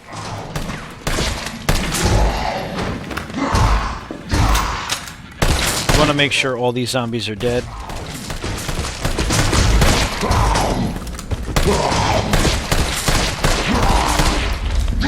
We could grab some ammo to our right. Now this zombie is alive. If we put about 12 bullets inside of her head, she will not get up off of that gurney. If you go over to her, she will jump off and bite you. And let's make sure that we clear this area out of all killable zombies right off the bat. Because we're going to have to travel through here twice, at least.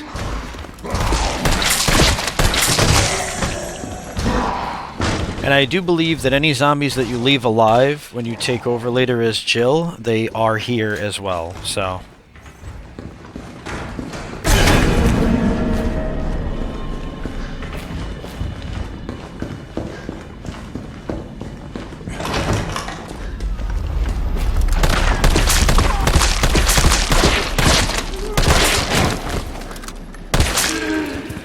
Just want to make sure that all of these zombies are officially dead. We don't want any problems. Like I said, this is the last... This is a very long save. That's not the last save. It's a very long distance between saves. We are actually not going to save our game until the second to last Nemesis fight.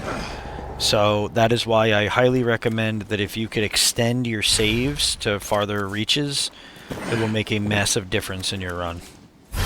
So we'll grab the grip attachment for the machine gun. We got the key. We can grab the ammo off of the gurney.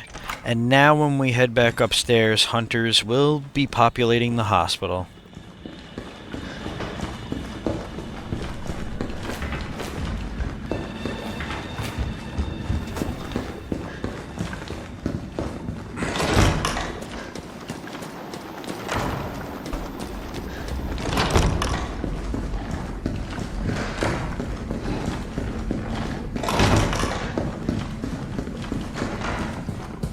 Okay, in this room, first zombie on the floor we're going to want to take out.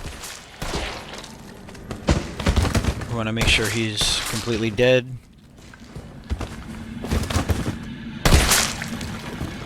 And then we're going to wrap around, and right on this table right here is another file. This zombie doctor as well. Because when we put the key inside of the door and then we come back out, they will get up and they have a high percentile of biting us. And then we'll grab the memo from administration.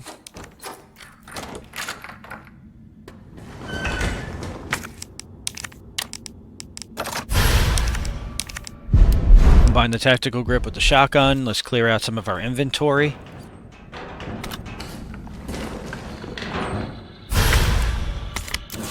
Now you could either choose to leave that flash grenade here for Jill, but I don't recommend it, especially if this is a first go at Inferno, because we need all the flash grenades we can get.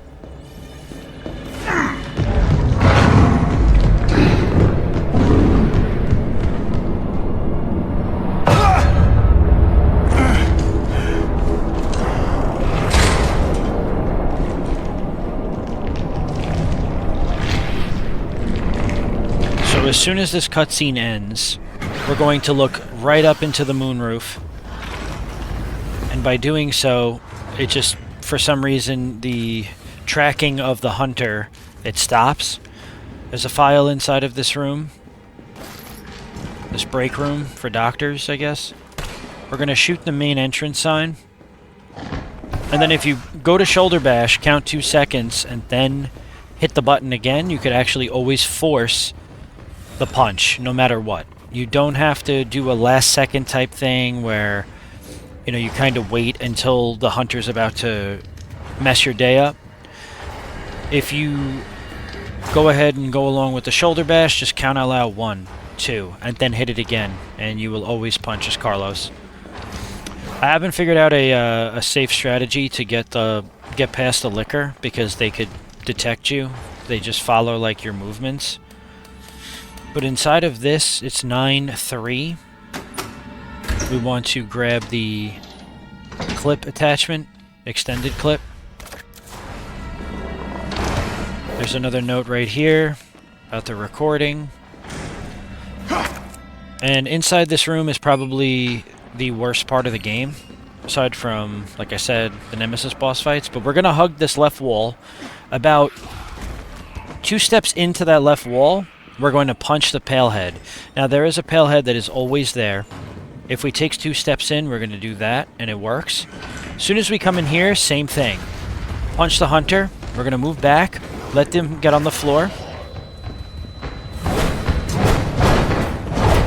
Now, we got to watch out for their swings, because they could really do some damage to us.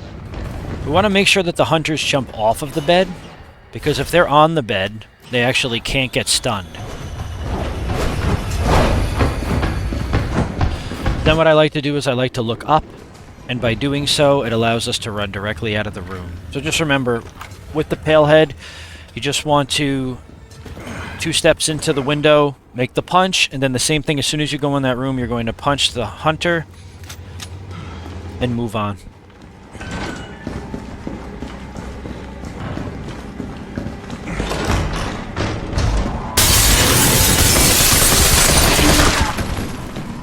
So we're going to go ahead and take out the first zombie to our left. And then we're going to run into this room, and we're going to pick up a bunch of ammo. There's a lost items piece of paper. It's a note. We're going to make sure we pick up all the grenades. It's, I believe, a flash grenade, a regular grenade, handgun ammo. And then once we're in here, we're going to make sure we take out these zombies. Just stand back. We have plenty of ammo. Since we didn't use ammo on the hunters, we'll be totally fine for the horde fight.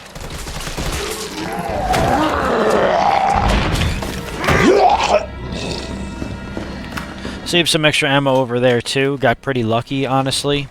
Since they have such a big grab radius, I kind of had to move, and of course there was another zombie waiting for me, so I just instinct kicked in and I shoulder bashed, so that's probably the best thing I could say for that part. A lot of this game, Resident Evil 3 Remake, is RNG built, especially on this difficulty.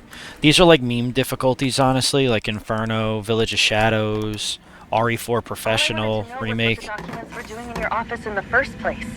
Who do you think you're talking to? I'm goddamn Nathaniel Bard. I'm the best.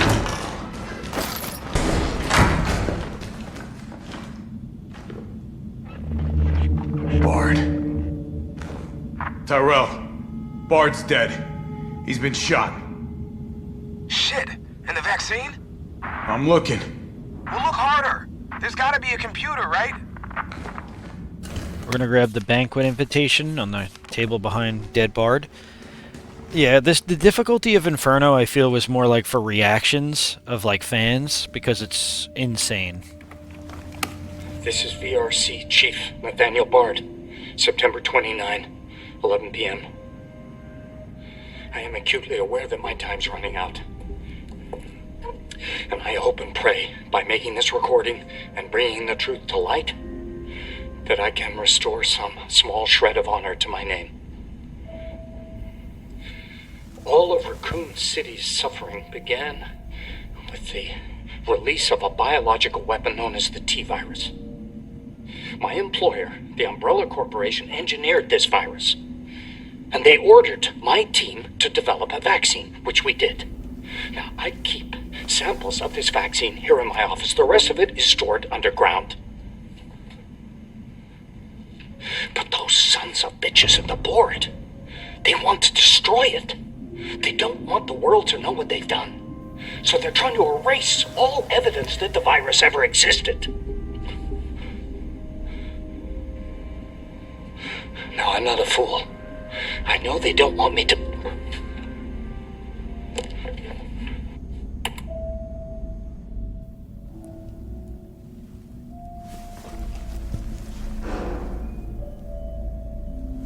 Jill knew all along. And she trusted me anyway.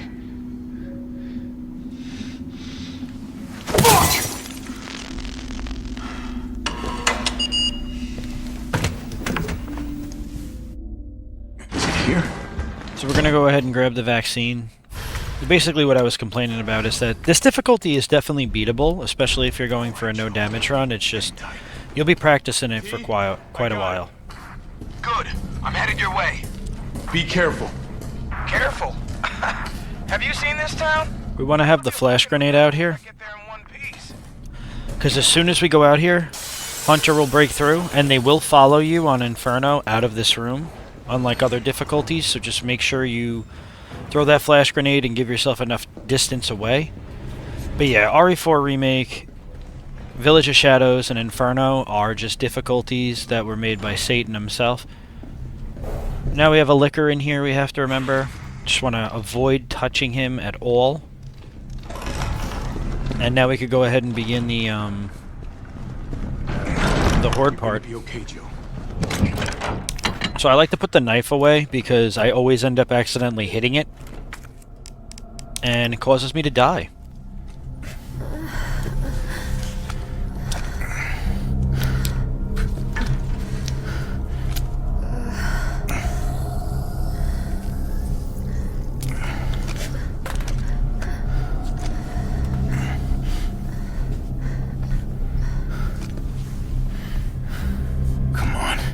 Shit better work.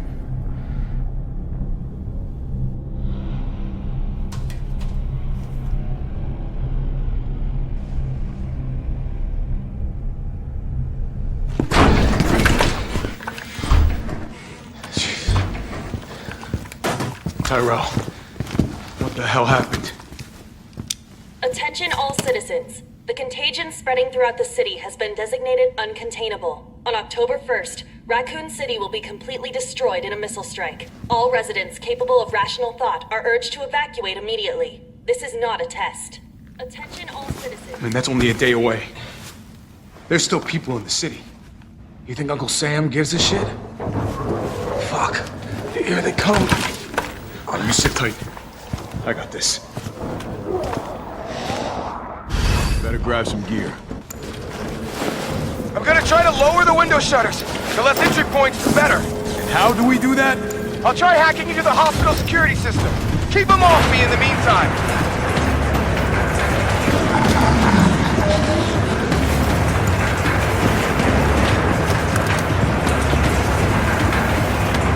Okay, so the siege part is not really too difficult.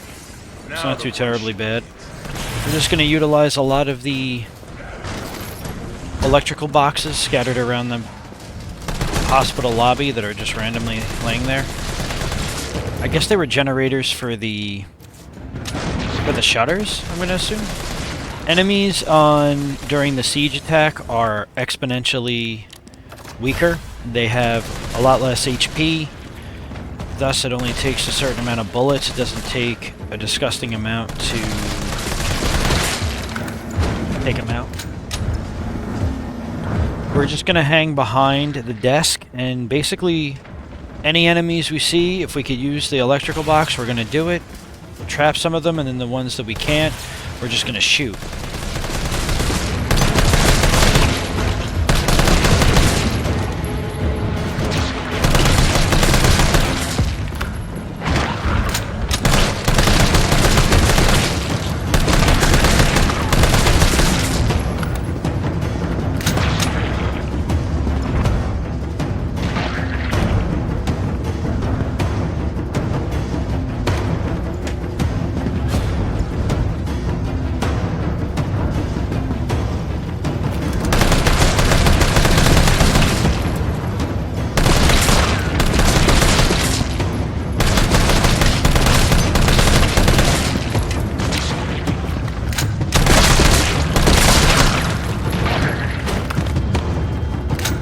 Now they start pouring out of the right window as well, so we have to watch 3 different points. Center of 2 windows, left side by the door, and the right side. But we usually could hear the zombies dropping in. We have to make sure they stay away from the door that Chill and Tyrell are in, obviously. So we gotta try to keep these zombies completely at bay. When the light goes out, a hunter will barge in, just chuck a grenade. Turn the power back on. They've reached the room! After we kill this zombie, he will get up and bite your ass.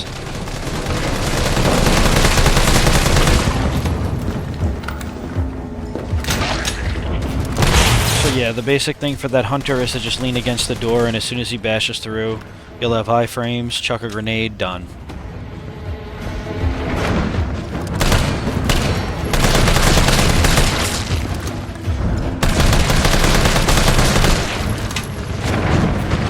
So now more enemies are piling in. We're just going to want to keep our stance firm.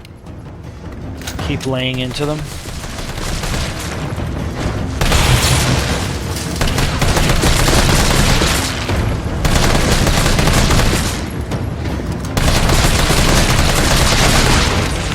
And of course we'll get some tentacle monsters, so we just want to try to keep a little bit of distance. Once the shutters get to about halfway, that'll be our indication and cue that another hunter is going to jump through the window.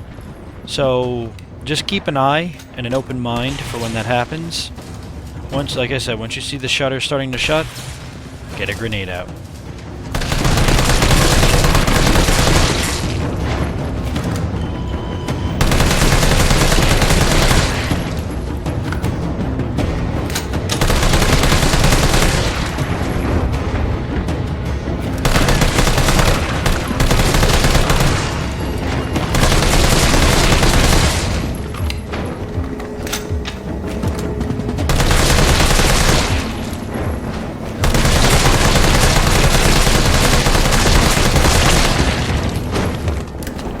Okay, here's the hunter. We're going to chuck a grenade. Now we have to try to take out the zombies over by the door, or we're fucked.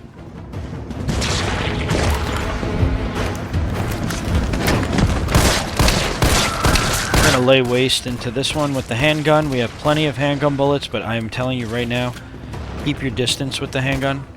And unfortunately, all we are left with right now is a handgun. And having that electrical box was amazing. Handgun shoots a lot slower than the machine gun, obviously, so make space. That's it. All we have to do is plant the detonator and hold them off with some flashbangs. We'll shoot the electrical box. Plant that. There's another flash grenade that spawns in the room where the hunter came from.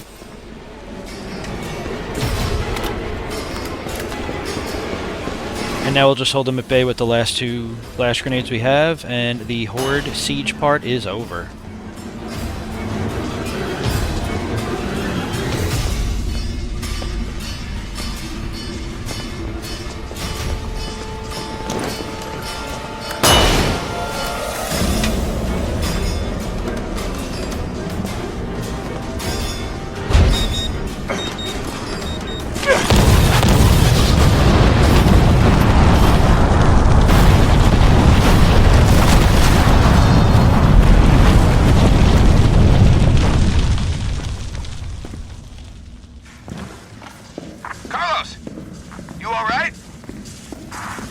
Not even close. But at least it's over. I'm coming back.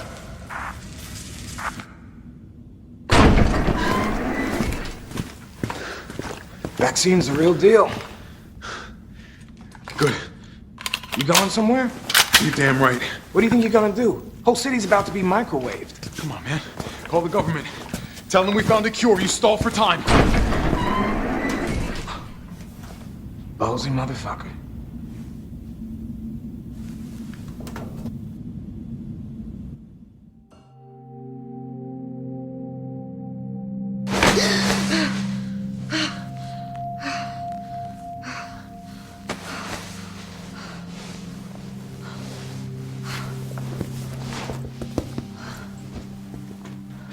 Jill. Thank God you're okay. I've got good news. It's over now. The city's safe.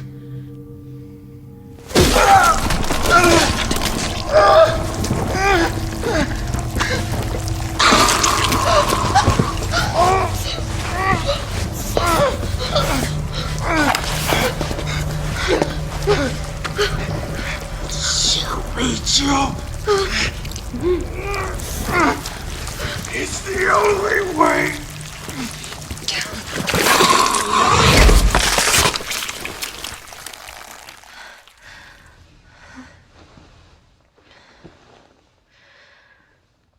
Where am I? What's going on? Oh.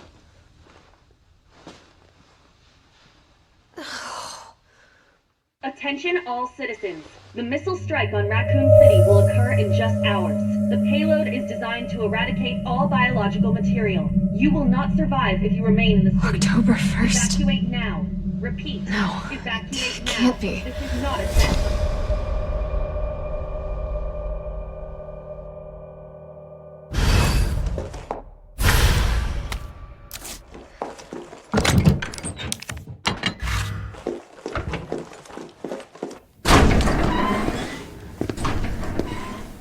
Morning, sunshine.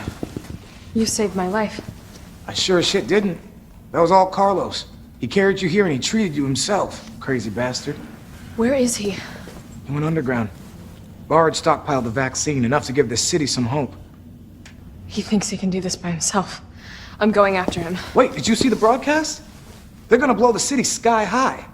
I'm trying to get a hold of someone, anyone with the clearance to stop it. Leave this mess to him. He's a professional. So am I. I just like how Tyrell goes, I sure as shit didn't.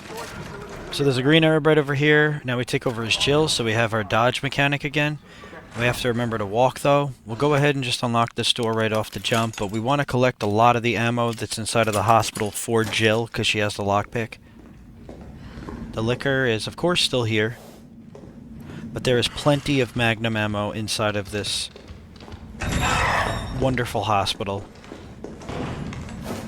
Starting with right over here.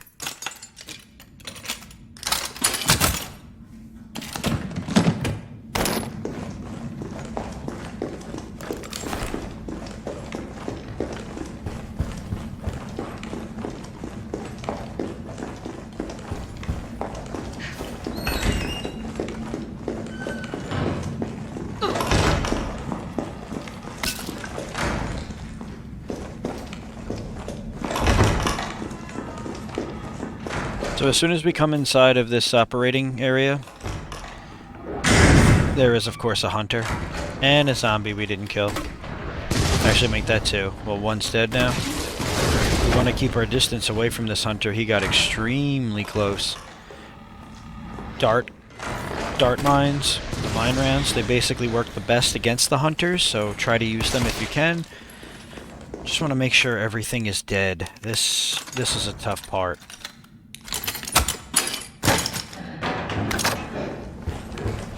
Got some explosive rounds.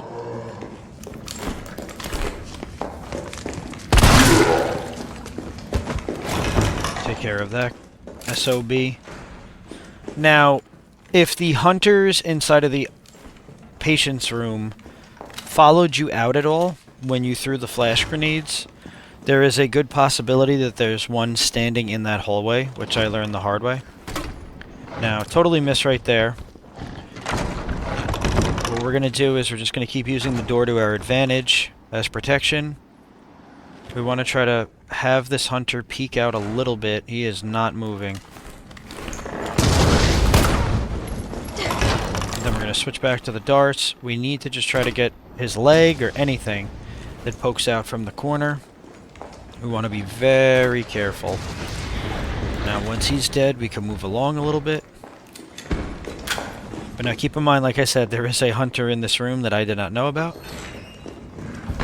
And could not believe it. So right here is where we have to be very smart. He was walking. I decided to hit him with a dart mine. Now this doesn't always happen. Of course it just will happen probably for me.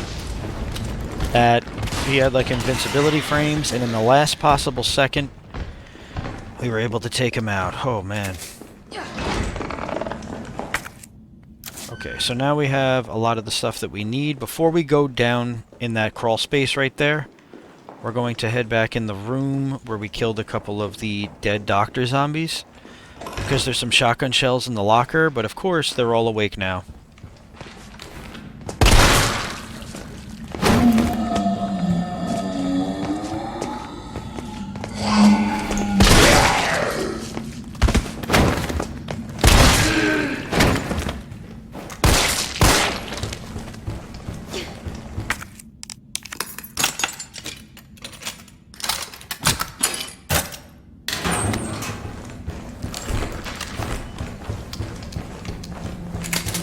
So now we got basically all of the ammo that we can get inside of the hospital, but there's just a little bit more when we drop down.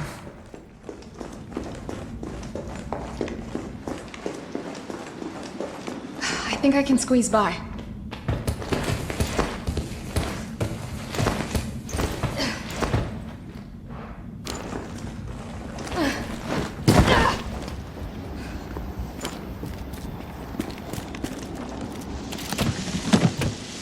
We could get ourselves a total of 8 Magnum rounds if we travel back into the hospital, so I would say it was definitely worth it. It's a little tedious if the hunters are alive, which they probably will be, but if we have the right ammo for Jill, we could get right through. And now we are going to make our way to the Nest 2, which is the final portion of the game.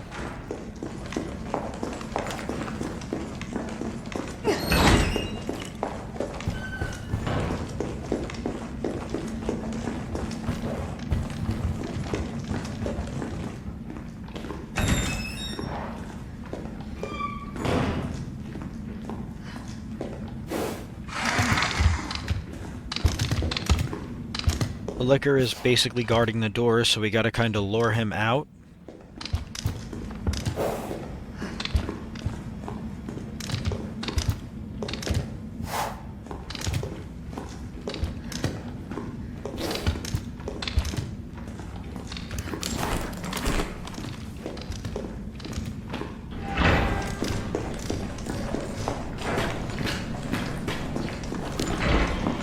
Now don't jump the gun too quick over here, because as soon as we go through this door, a palehead, I cannot pronounce anything, will be standing right over here. So we're going to pop them, and they move very fast.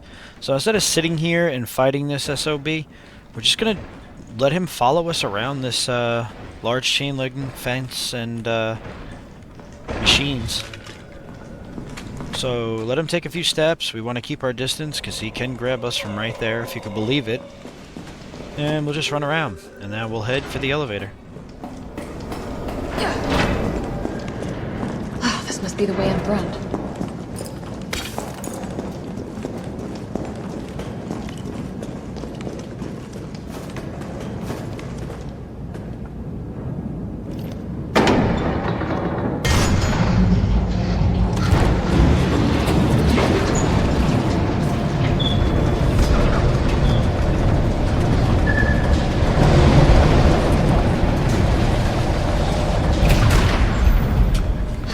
No one in the hospital ever noticed all this.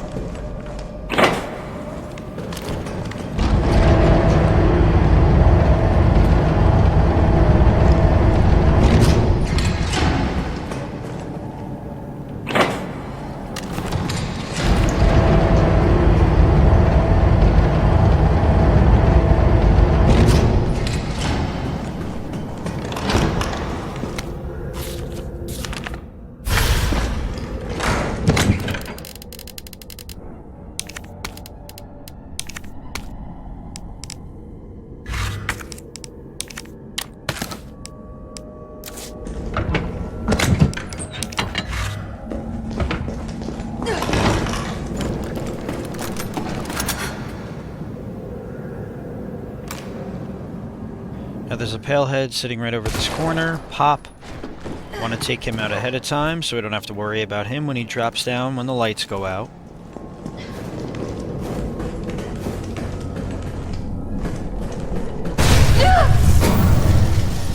I must admit, I respect your tenacity, but I'm afraid our games end here.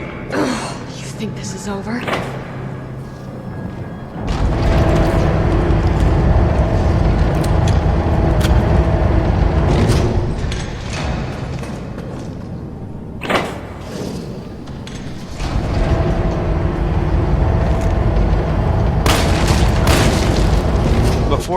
Once you take the fuse and before you drop down, there is of course a Hunter Gamma randomly just chilling inside of the pod right to Jill's right. So make sure that you have an explosive round or a flame round ready to roll. Boom.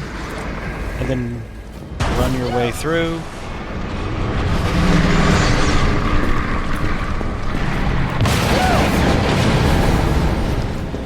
there will be a zombie chilling in this corner over here. Just make sure you pop him. Wait.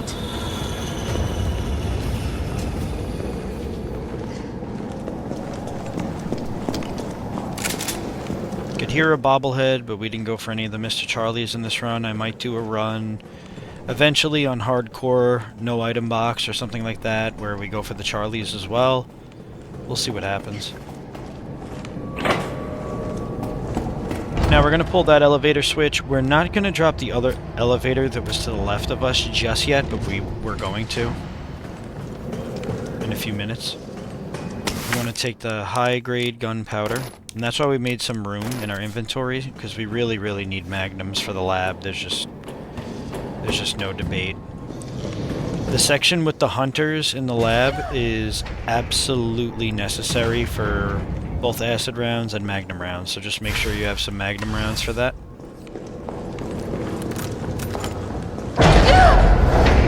Now right here we have dogs and a hunter gamma all chilling in the same pod. Very strange. But book it over to this ladder so that they can't do any damage to you.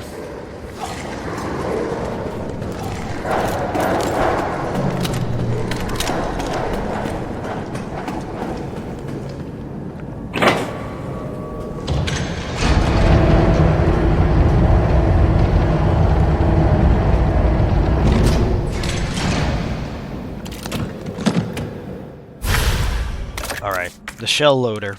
This is a great shotgun attachment as it lets us reload up to 2 shotgun shells at a time instead of just the one. Very handy to have, especially in the next Nemesis fight. So in here we have 2 zombies and a palehead and a note for a file. Sitting right over here is the employee memo. Paleheads, they never die on the first attempt, so you may have to put a bit of lead into them until they're dead. Make sure they are dead though before you continue moving.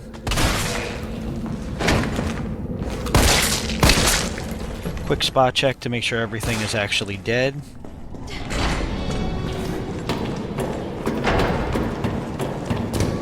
So on this difficulty setting, the hunter is not in the corner over here by the fuse. He actually lunges towards us in a second, so Here goes.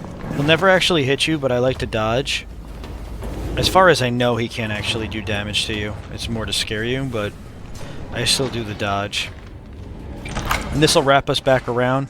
We now have all of the fuses necessary. We're just going to camp up here, and we're going to take out all of these zombies from this top area. 2 of them are the tentacle heads.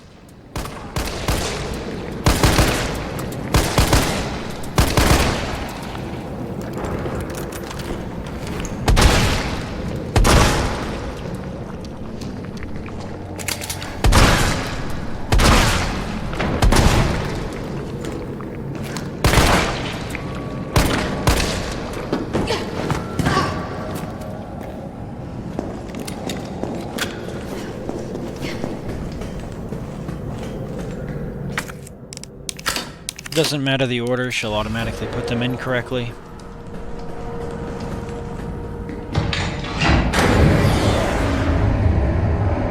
Now the computer actually counts as a note. Shit, he got away. So we'll come back here and we'll grab the extended barrel attachment for the Magnum.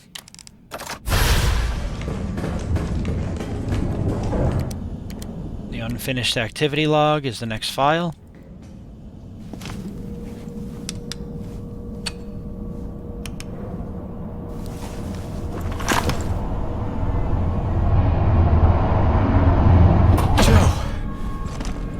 Tyrell. I got through. They're willing to negotiate. They'll call off the strike if, and this is one big-ass if, we can deliver the vaccine to them before they launch. How long do we have? Hours, maybe. Then let's not waste one more second. This way.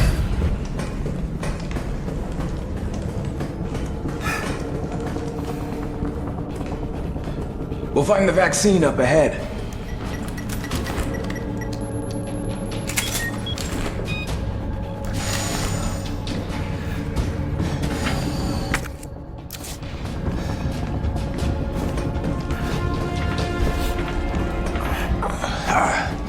you don't need to stop?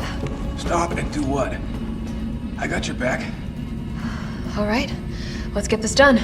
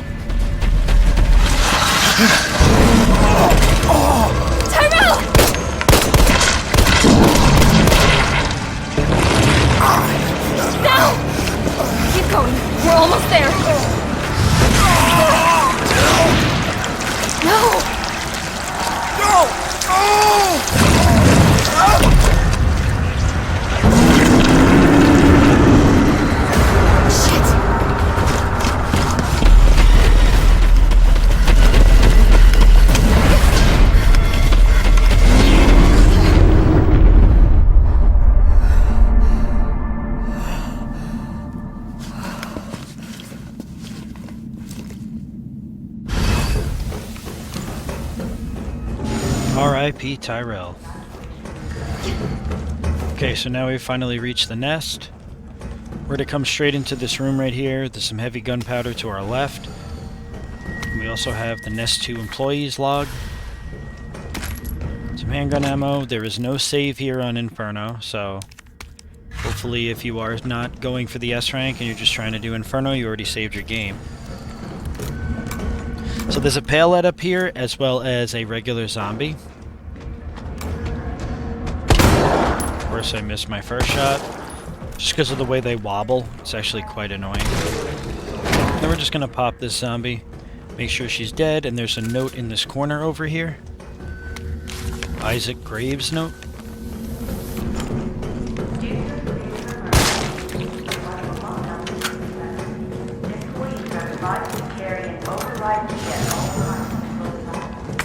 So before we grab the vaccine synthesizer, we just want to combine the heavy gunpowders. In the corner over there is handgun ammo, and we have the essay on the vaccine.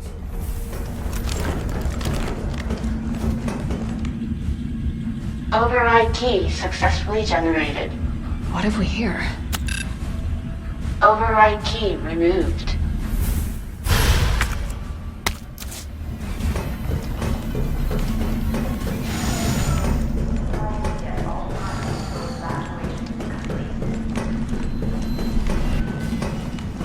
So now that we got the USB, we're going to make our way downstairs, and this is where it gets quite interesting, so get ready. Override complete.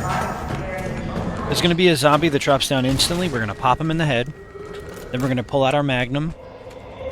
Boom, right into the pale face. Now we have a little corner right here, actually, that we could shoot this other pale head. He turns into a tentacle pale head, you know. The more evolutions, the better, right? This zombie female, she will lunge at you. Pop her head almost instantly. And we just cleared out that entire area. I'm telling you guys right now, dodging pale heads is not simple. I'll definitely need this for the vaccine. That's the weapon authorization form. So your best bet is to neutralize the pale heads in each area instead of trying to dodge around them. They're quicker than a normal zombie, and their grab radius is even longer.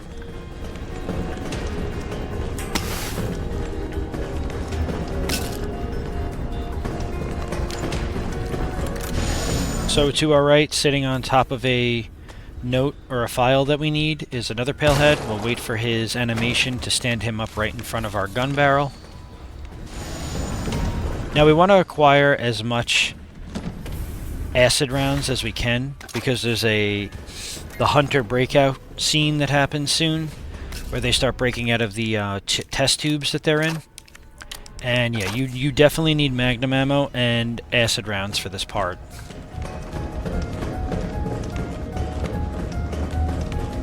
This must be what powers it.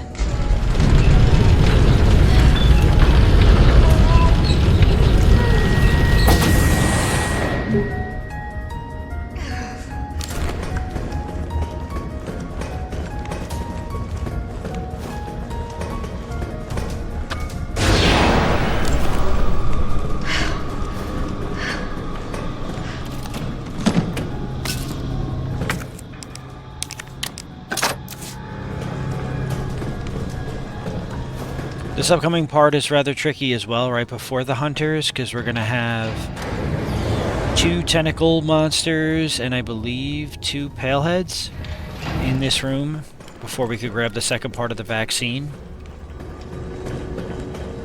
So we'll stand our ground right here at the medial location. Line up our shot, take out the first palehead. Then we're going to use our explosive rounds to neutralize these tentacle monsters. They will get up a few times, so just don't be afraid to lay a couple of explosive rounds into them. Then finish them off with your handgun, because not much life is left in them.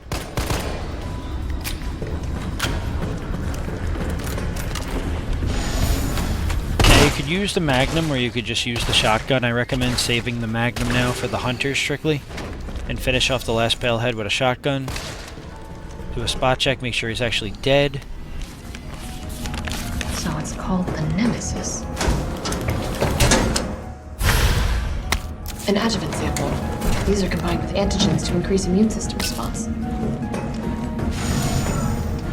It's kind of incredible how knowledgeable Jill is. She's not even a field medic, but like she knows a lot of her stuff. Because if you guys remember, in RE1, she was able to create the V-Jolt to neutralize Plant 42. Like she knows her sciences. She was armed forces of some kind before joining the STARS unit, because they only recruited ex-military or armed force like members. So we'll combine the vaccine.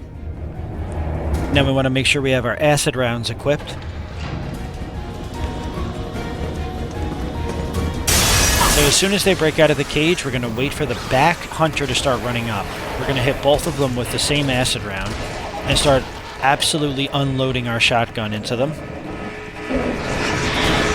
Now they should die from the after effects of the lingering acid. We'll hit an acid round on the floor here, another one right here. Shotgun. Then we'll switch over to the Magnum. Boom, boom, boom. Now we got one more and one more acid round, so let's make it count. Aim at the ground if you need to. And you probably didn't need to unload all of the Magnum rounds like I did, but at this moment I was just so happy to get past this part. Because I'm not going to lie, this part was rather tricky. My friends were watching me do it, you know, it was a lot of practice. But if you want something bad enough, guys, anybody could do this. I'm not even joking. Like, that's the one thing I will say. The runs that are on YouTube, I mean, some people are just unbelievably talented, but me, there's talent behind it, but it's just consistency. If you could stay consistent, anybody could do these runs.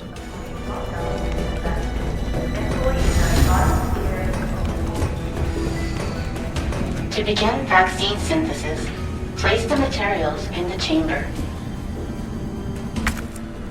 Okay, so the final puzzle of the game, which isn't really one, is medium, high, low.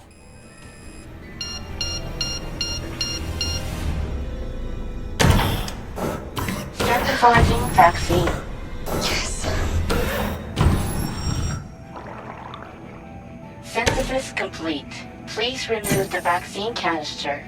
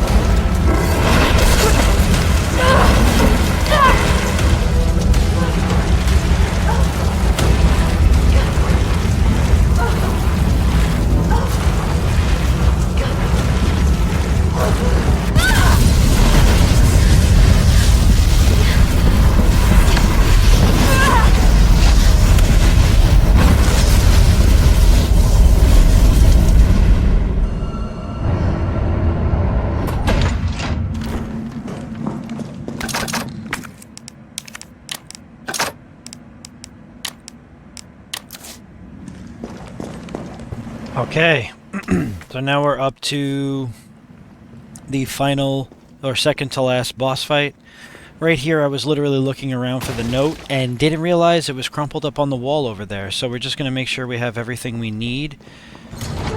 First, we go right out here. Don't worry, it won't trigger the boss fight. Grab the flame rounds.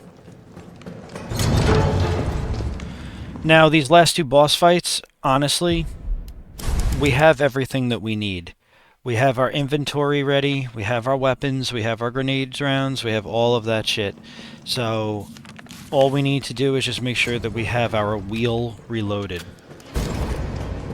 We won't have time during these boss fights to check our inventory and move shit around, so you just gotta make sure you have everything equipped and ready to roll.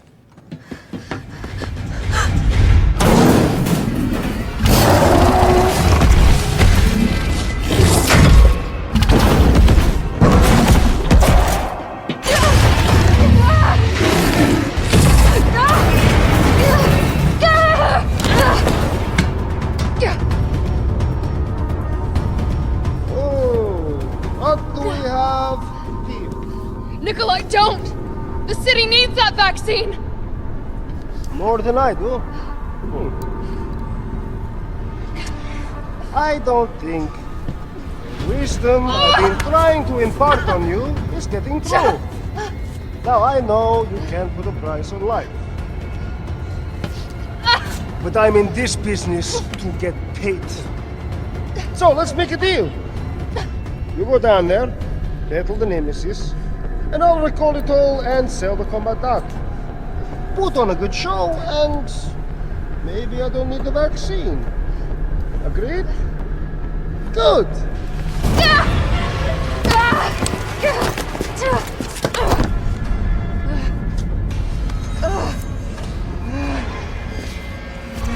I would say this is the worst boss fight, but it's got to be runner-up to the next one.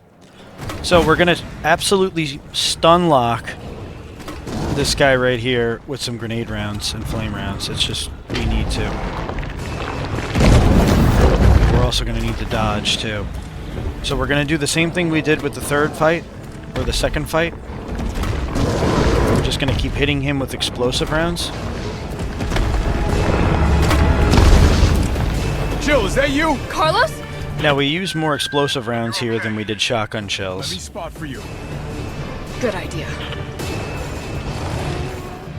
So we have to be mindful of how many explosive rounds we have, which are not many at all.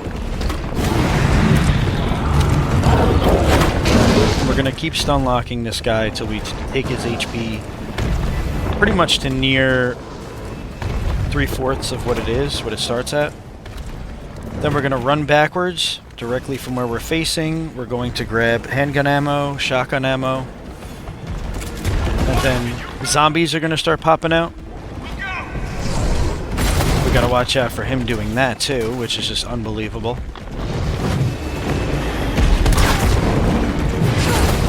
Got incredibly lucky. I can't even make up anything for that. Another boss fight that's just built on strict RNG. That's why I give people so much credit that do this no save, no damage. We also have zombies to worry about in this boss fight. I think that's what bothers me the most. Get a perfect dodge in there, land a couple of shotgun shells. Just keep hitting him with the flame rounds. Okay, now he's going to run again, but remember, we can't kill him. Carlos has got to do that. Uh-oh, didn't mean to do that. So we got to find out what tank he's on.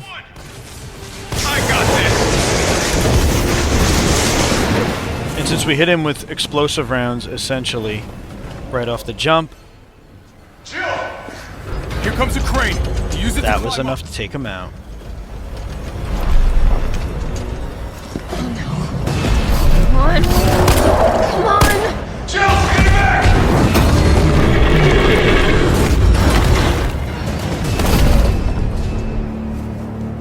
Now get on!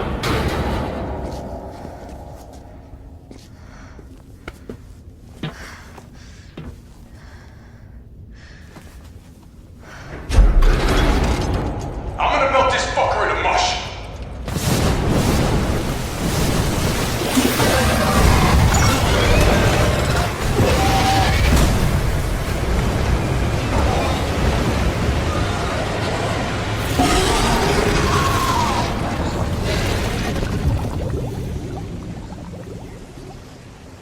Okay, I'll meet you up ahead.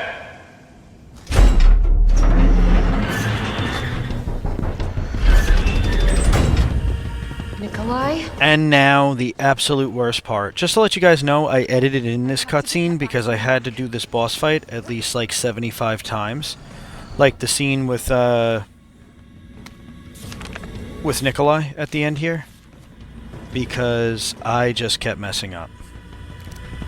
This final boss fight is a lot of just sheer luck.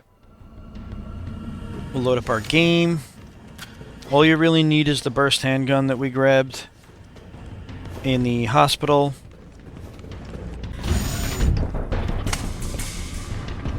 It's done. Give me the vaccine, you greedy son of a bitch. No.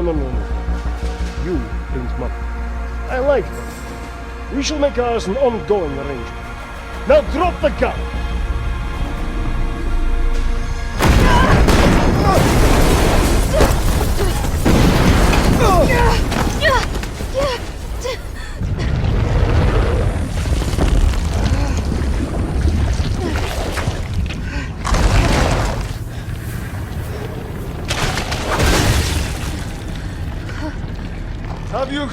Have you ever seen anything so incredible? The data on this would be worth millions. But, you know how it is. City's about to explode, and you can't put a price on life. Good luck! Nikolai! Jill! Go after Nikolai! He's got the vaccine! What about you? We're running out of time. I've got this. I know you do. Look, just so you know, this is the last fucking time. Alright, so since I edited in that cutscene, you could see where I started off. Pick up all the handgun ammo we need. There is a first aid spray there. It's not going to make much work for us. There's also a grenade over there, or like 3 of them. There's absolutely no use to grab them. It does nothing against the pustules or nemesis. I skipped that cutscene because I was just done right here. We just have to be literally perfect with our dodges here.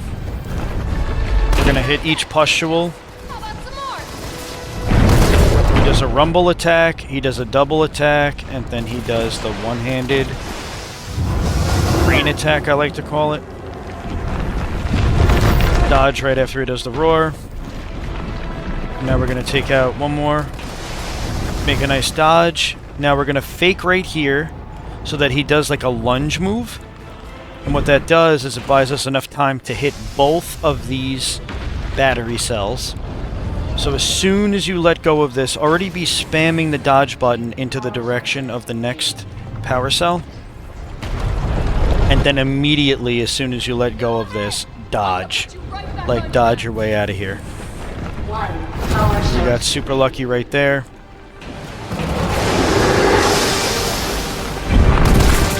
If I had magnum ammo, this would be great. This is the move right here that I wanted to pull my hair out. Because then he just pauses.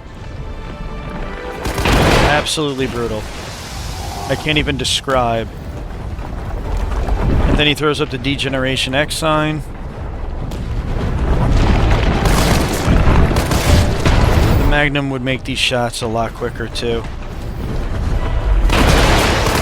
These shots we're not hitting head on. We just missed that right there with the acid. We got so close to getting hit by acid. Right there too. Super duper lucky.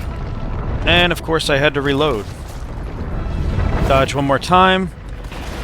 And that fucker is dead. Oh my god.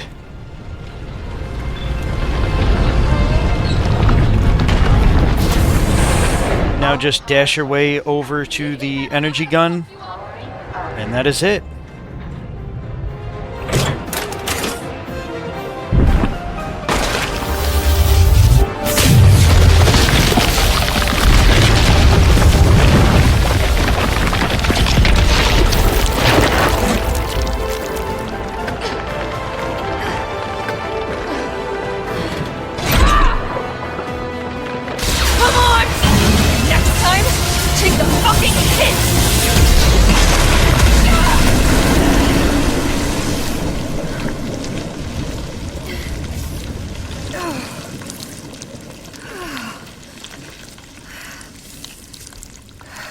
Good riddance.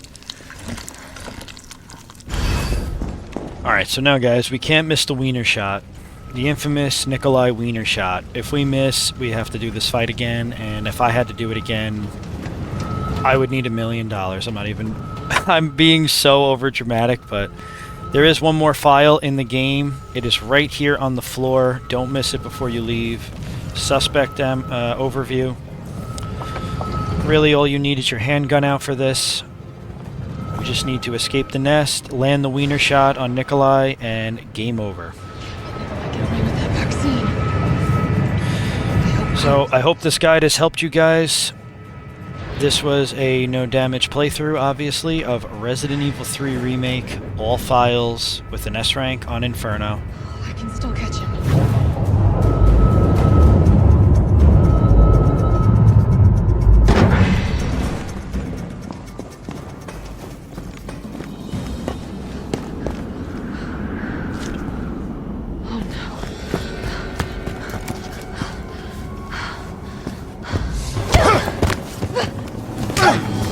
You're not going to stop. Promised you this, didn't I? No! Do you have any idea what you've just done? No. Don't care. My client ordered me to reduce Umbrella to rub. 10 minutes until missile impact. The missile has launched. And that is my cue. Goodbye, Miss Valentine. Shame you didn't listen to me when you had the chance.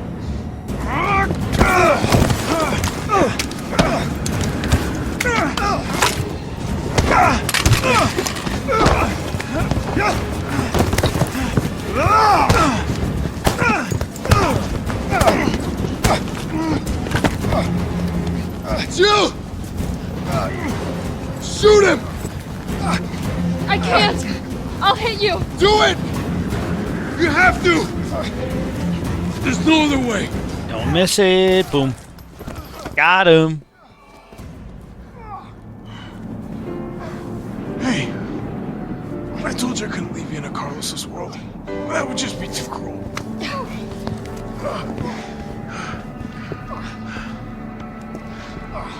What about him?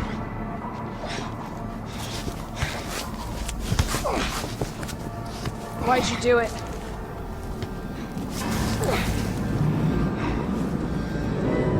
There's a price tag for everything. Even letting the world burn. Who are you working for? I'll tell you, if you get me out of here. I'll pay you whatever you want. You're a fool. You're a fool! If I die, you'll never find out the truth. I don't mind a little detective work.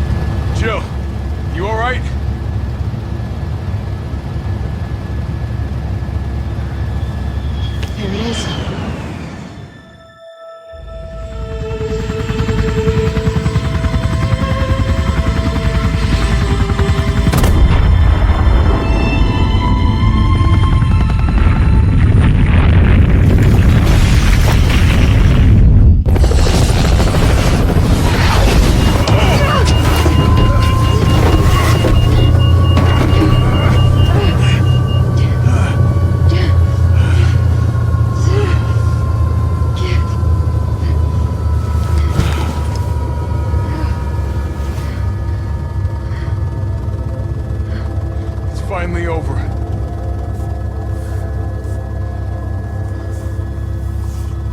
So long, RC.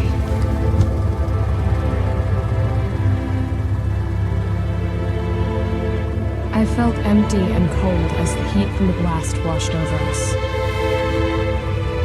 All this death wasn't caused by a monster-making virus. It was greed.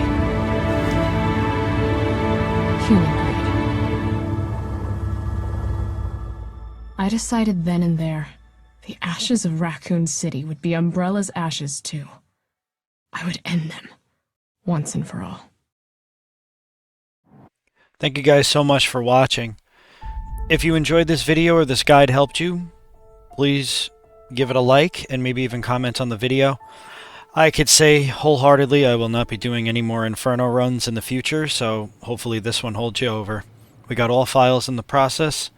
Thank you guys so much. This is the Notorious Base signing out. Stay by to watch the results.